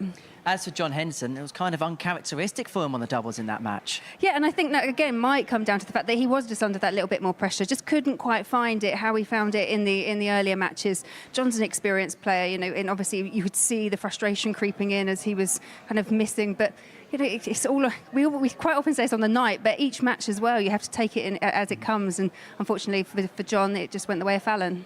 John Henderson, who will see in action at the World Seniors match play this time next week. In the second semi-final, we saw Mareno Michels, just for the break, get the better of Scott Baker by 4 legs to 1. And that was a typical Mareno performance, clinical and kind of shut Scott Baker out. Yeah, and I've kind of felt a little bit for Scott, because I don't think we've seen the best. I've known Scott for so many years, and haven't quite seen the best of him, perhaps, from previous. But I've been so impressed with Mareno. I think, coming into that semi-final, first time here, and he's just found his feet. He's used all that experience from the week. He's put it into tonight. It's a knockout. It's just all or nothing. And yeah, he's into the final. It's the final that is set in stone, and that's going to get underway in a few minutes' time. But before we do that, we're going to look ahead to next week here at the Super Series, because we're going to be in the commentary box together, aren't we, for it? And it's going to be a fantastic lineup. Group A could well be a Champions Week within itself. And in fact, Steve West and Colin Osborne played the Champions Week semi-final around about a month ago. Also in there, the first ever champion, Conan Whitehead, Wesley Harms, who's done so well on the BDO circuit in the past, Johnny Haynes, who's made it through to the Champion of Champions semi-finals. We don't really need to give this much of a billing, do we? No, outstanding week. And then when you look who's going to be joining later on, like Richie North, Scotty Walters, Willie Borland, everyone will remember that 9-darter he did at the Worlds. That is a fantastic lineup. I wouldn't want to pick a winner from that at all. We're going to take the night off in Group B because Richard North's here, aren't we? Well, yeah, that's a possibility, yeah.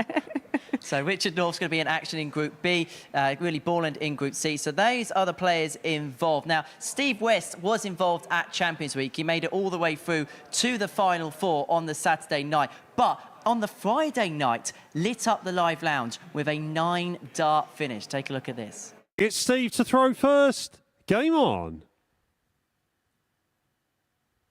Let's look at what Steve did in that match before we take a look at Luke. A couple of 180s from Westy. An average in excess of a ton. Indeed. Luke said to us at the end of the night, it doesn't really matter. Let's focus on... It's on this time. It's still on. Game on the first leg. He's promised it all week, and he's the first person not called Conor Heenahan to have a perfect leg in Portsmouth. Steve West with a 9-darter there. Now, if you like a little bit of symmetry, Laura, Steve West was the player in the final last time Fallon Sherrock got here. Steve West qualified for Champions Week. We're going to look ahead to that final now. The Queen of the Palace back in the finale. No female players ever qualified for Champions Week before here at the Super Series, and considering the history that she's made so far this week, I suppose this would be the cherry on top of the icing of what would be a very big cake. Yeah, absolutely. We did ask earlier, didn't we, what else is there for you to kind of do as a first? She has got a few of those under her belt, and this actually would be one of them.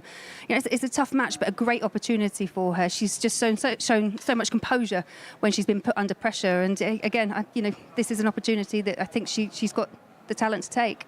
And under pressure she's going to be against Mareno Michels, who throughout the course of the night has put in some of his best performances of the week. And when it's come to those situations, that last start in hand or that sizable outshot, he's come up trumps. Yeah, he has. And we saw him them play each other, obviously, just earlier on tonight in the round robin stages. And that's where he produced his 105 average.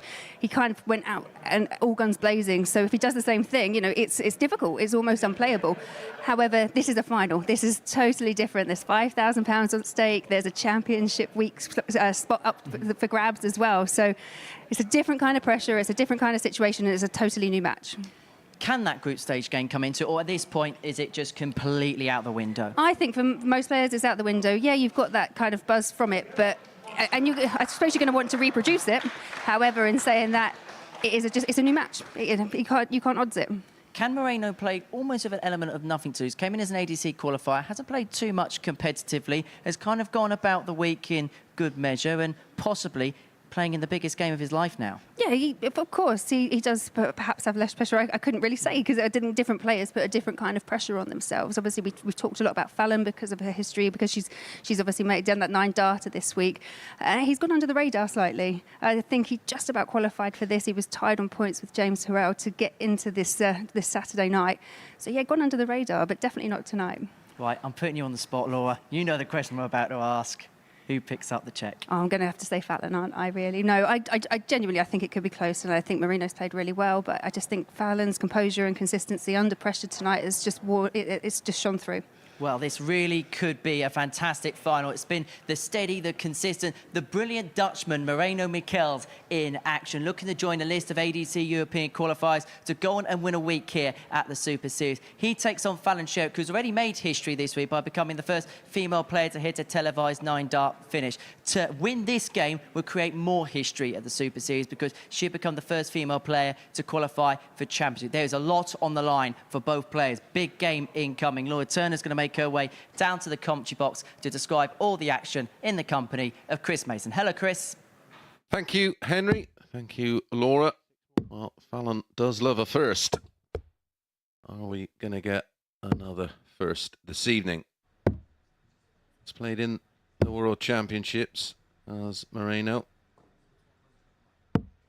As is this player, Fallon Sherrock, of course, making history there. It's very much a pick-em match for me. It's 2-2 in their 4 meetings so far this week. Of course, the most significant one is yet to come, but they're meeting in first leg Mareno to in the group stages Game this on. evening. Went to Mareno emphatically 4-1 with 105.5 average. He has won the ball, the only match 59. That goes to a bullseye. And a 59 start for Mareno is 95. not massively punished by Fallon Sherrock.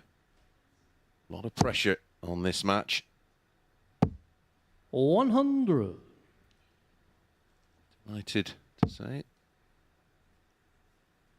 Laura's hot-footed it down the stairs. Have you got your breath back? Absolutely, yeah. 96. Just still finding my bearings when I'm going around the corridors here, but Yes, it is very much like a maze, isn't it?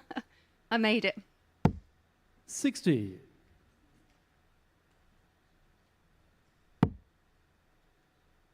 don't know what you think. This is one of those matches that's got the potential to be absolutely outstanding, or the nerves take it. You know, 85. I heard you mention the pressure as I came in, or that kind of pressure and the tension creeps into their game.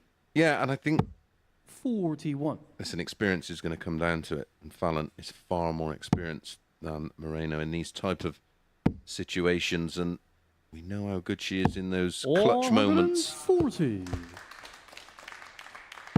Already turning the screw in this opening leg. 100. Fallon, you require And it is, 85. it's a huge opportunity for both of them. For Yep. Fallon, she gets through to Champions Week, but again for Mareno, he's come over, hasn't played here before. 80. Fallon just- Well, Mareno, you I do require rib her about the fact that she's not 141. won one. She's had so many chances. I'm 1-0.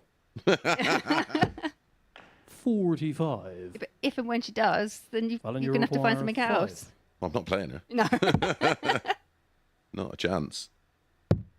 Double one. Getting a bit sticky. 3.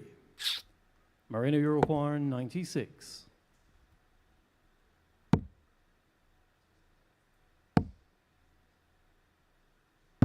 Game shot on the first leg, Mareno Michels. And Mareno steps in and punishes missed opportunities for Fallon. 3 missed Second leg, starts to Fallon break. to throw first. Game on. The opening leg. No doubt frustrating for Fallon, but actually showed a great deal of 100. composure himself, Mareno. There hadn't really scored too well within the leg, but very nice 96 checkout. 140. He seems to play with just so much freedom. I've really enjoyed him this week. 80. I can remember him from playing in a couple of different World Championships, and I was unsure if he was actually still playing at all anymore, but he took a bit of time away, and maybe this is part of the rebuilding process. Still only 38. Darting terms, that's still relatively young. Well, unless you Luke Littler, of course. Yeah. 57. Yeah, going back to that 9 darter that Steve West hit, I guess he just had to hit it because he was playing Luke Littler at the time. Yeah. This one 56. earlier Mareno in the week 164. on the double 12, and assured myself and Nico that I'll hit one this week. He was good to his word. 140. And this is solid stuff from Michels. Yeah, that 96 seemed to have been the catalyst, kicked it all off. 3 140s in this leg. Yeah, just settled any early nerves by the looks of things. Ooh, that's nearly in the 9. His turn to offer up an 21. opportunity. Fallon, you require 72. 20 and tops. The way your darts sit up, quite unusual. 52. That's the danger. You're always going to... Mareno, you require Well, you always have 3. the potential to create a bit of a blocker. Game shot on the second leg, Mareno Michels. Everything going Michels' way so far. Third leg, Mareno to 3 darts in leg 1. Game on. 1 dart in leg 2. Losing both. 60. And all that the checkout of 3, obviously not a high checkout, but the fact that you have to physically move from because he's blocked it himself. Yeah. Makes it even more impressive. 97. There was a bit of anxiety about double 1 because there's obviously nowhere else to go. Yeah, I've been there. I've got several of those T-shirts. 90. Just come back in a day or two and I might have got it. Oh, we've seen it from the most experienced of pros over the years, of course, when they both end up getting bogged down on double 1.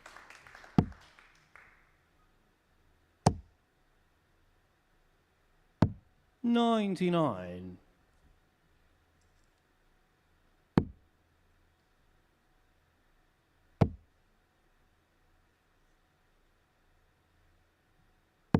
$100.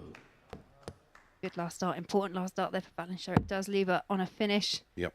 After 9. Almost feel like she's going to need to produce something to inspire her. Fallon, you require 170. Well, this would do it. There's one of them. Needs the ball. 140. Mareno, you require Almost have 117. completed the job. Let's start there, a let off for Fallon. 49. Fallon, you require 30. All right, double 15. 7. 3 for double 6. 18. Again, more missed Mareno, darts you at require doubles. 68. Becoming an Achilles heel.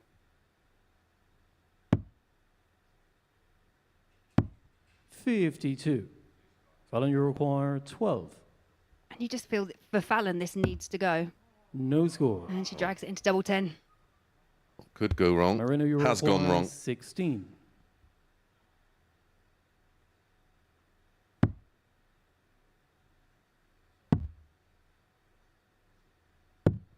12. Fallon, you require 12. And the side of that one. Game Gets it. on the third leg, Fallon Sherrock. Well, we could reflect on that in 5 minutes or so as being something that Fourth leg, Fallon turn this game on its head. Game on. Because now that man there in shot has to deal with the disappointment. 90. Yeah, it's a bit of an unusual one. They've both been relatively steady on their doubles, and again, you know, it's a final. It's a different kind of element of pressure. It's 95. You've got to think that they've been here since Monday. Yeah. And it all culminates in this one game. So I quite often say about the Premier League, with the PDC Premier League, you play 16 weeks, you go to all these different places, and then it all comes down to one night. And potentially one leg. Yeah. Remember the Joe Cullen MVG final? Came down to just one dart for Joe, wasn't it, on double 16?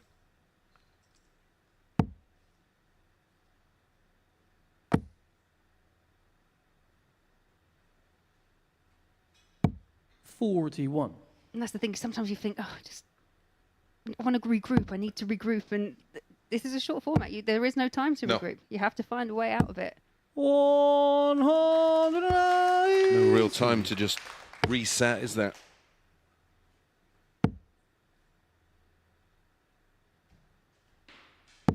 $100. After getting that break back, Mareno piling on the paint. 145. Fallon, you require 170. Two solid visits, 180 followed by 145. Yeah. Turned the leg on its head. 60. Mareno, you require double 36. 18. To be on the hill. Game shot on the fourth leg, Mareno Michels. Winning week 3 of Series 5 and taking away the £5,000 and leg, a Mareno place to throw first. in Game Champions Week.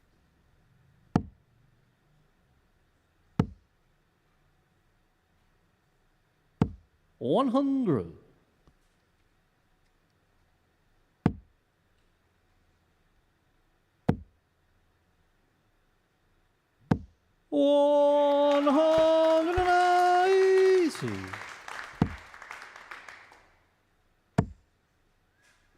It's actually surprising. I was just looking at it. 95. Leg 5 for the first 180 from Fallon. It's you'd normally expect a couple more earlier on. Yeah. Such a massive part of her game. Oh my. And then they're like buses.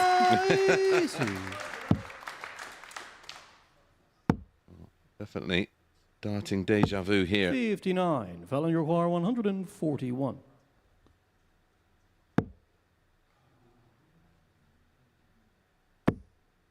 I know we were all holding our breath for perhaps a 6th, 7th, 7th, 8th, and 9th perfect dart. However, in the context of this match, Fallon's down to 81 in just 9 darts. Gives herself a good chance of. Yeah, the priority is just to win the leg. 81. First and foremost. Doesn't. Oh, she needs to go 16 ball. Double 9. 63. Mareno, you require Mareno 107. win it with a ton topper. 67. Fallon, you require 18. 1 or double 4. Oh, No score. That was Mareno, a bit of a pull. 40. Game shot. And the Mareno MODUS Super Series Michels Week 3 champion. Mareno is Michels. our Series 5 Week 3 champion, winning 4 legs to 1 in the end, an average of 84.30. Still on 180 for him in the final, but 5 140s did miss, and all of doubles. Was never ever punished. He joins Pilgrim into Champions Week. Don't forget, we are back on Monday, 9:30 a.m. with Series 4 of Week 5, and we have got a wonderful lineup for you next week, including previous weekly winners, and the inaugural winner in Conan Whitehead, who won Series 1. Well, we're going to join Danny McNamara on stage for the presentation. Okay, ladies and gentlemen, thank you very much. Please welcome to the stage for our presentation, Miss Laura Turner.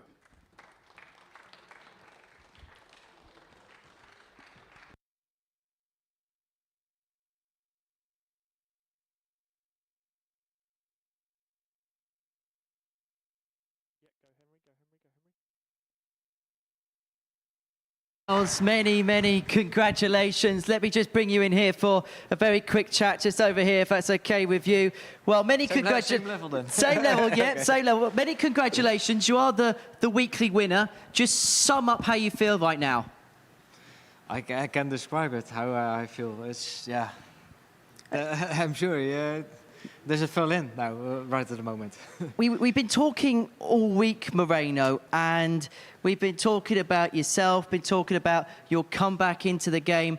When you walked through the doors on Monday morning, could you have envisaged this could happen? No, nothing at all, nothing at all. I saw the players, the way that's coming, John Henderson, Fallon, James Earl. Yeah, I thought they're better players than me, but yeah, all at the end, yeah. It's a one day you had to throw well. And if you're going to throw well on one day, let it be Saturday night. You've had your highest TV average this evening. You've won a trophy on the TV tonight. Is this your biggest career achievement so far? Yeah, right at the moment, this the biggest one, yeah, really. And now back at Champions Week. You're going to be here in a few weeks' time, and now playing for £20,000, playing for a big title here, winning the actual MODUS Super Series itself. I suppose you'll be looking forward to that next time out. I'm looking really forward for that. Then I can practice now. We'll let you go off and practice. We'll let you head off stage. Ladies and gentlemen, your champion, Mareno Michels. We'll let you just exit off down stage left. I'll take that microphone off you. Mareno Michels, everyone. Laura Turner is here alongside me, and this has kind of been the story of Mareno Michels' evening. What he did in that final was Fallon got herself in good positions in the first couple of legs, missed key darts at doubles, and Mareno picked up the pieces. Yeah, absolutely. I totally agree. I think Fallon potentially, she set up those opportunities, couldn't take them. And I think that 96 in that very opening leg, to me, just changed things for Mareno. He didn't look quite so settled. Hit that finish, came back, and then hit 3 140s in that next leg, and then it just looked like he was in control for the rest of the match. And he looked like a player that was playing, knowing that how big a game it was, but enjoying and embracing the occasion as well. Yeah, it's a huge experience. Not a lot of people have these kind of opportunities. So I guess when you do get them, you want to make the most of it. But I loved his demeanour. He just looked quite chilled, quite relaxed. And yeah, I mean, if I could do that on the stage, just is keeping it as calm as that. It's been really impressive to see. And he's joining an illustrious list of ADC European qualifiers that have gone on to win weeks here at the Super Series. We saw towards the end of Series 4 the likes of Patrick van den Boogaard and Jerome Miot go on and win weeks. They were outside quantities, maybe a little bit disrespectful, but they were players that weren't fancied from the off that went on to win weeks. And with Mareno, we didn't quite know the form guide going into this apart from local competition, but boy, do we know a lot more about him now. Yeah, absolutely. He went under the radar, let's be fair. And I think that was because you had players like John Henderson that was just so dominant. But tonight, everything's come together for him. He's used all the experience that he's got. Like you say, 105 average in beating Fallon in that first match. And he's just looked really impressive, really in control, and a deserved champion. And what does it say about the ADC systems out in Europe? A fairly new concept. The likes of John Locke are doing a lot of work out there to try and bring that vision forward. And already, even in these early stages, before they've got their first major tournaments underway, the fruits of their labour is certainly bearing. Yeah, it's an exciting new element and a great opportunity for the amateur dart circuit, for amateur players to be able to come on board. And then, one of the rewards is being able to play here, playing on Sporty Stuff TV in front of a crowd, and with £5,000 prize money and potentially £20,000.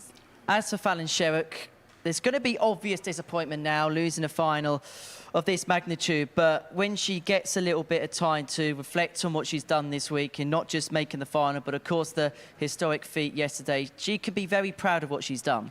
Yeah, I 100% agree. Yeah, it's straight after a match, you're going to be disappointed. And I think both players potentially went into the match seeing it as quite an opportunity. Obviously, Mareno possibly didn't have the experience, and we know what Fallon can do under pressure, but just didn't come together at the very last hurdle. She should be 100% proud. Again, you know, she's hit the 9 darter this week, first female to do it on in a televised event. So hopefully, you know, comes back and continues with the 9 darters, but even stronger for making another final. And talking about 9 darters, we've got Steve West here next week. Yes, yeah. It's actually a wonderful lineup. You've got Conan Whitehead, who's been a Champions Week winner himself. I can't call a winner. I think I said it earlier. I think it's really, really tough. And then as the weeks progress, even more players come in. So. It'll be me and Laura in the commentary box on Monday. Looking forward to next week. Yeah, I think so. I need to get some sleep and be prepared to be in the comms with you, but that's fine. That's just rule of thumb. We just get that. Right, we're going to be back on Monday morning, Bank Holiday Monday. So we're going to be live on the MODUS Super Series YouTube channel for what is going to be a scintillating Group A worth of darts, featuring the first ever champion Conan Whitehead and the finalist last time out in Colin Osborne. But as far as week 3 is concerned here at the Live Lounge in Portsmouth, it was me, Mareno Michels, who prevailed. We'll see you Monday morning.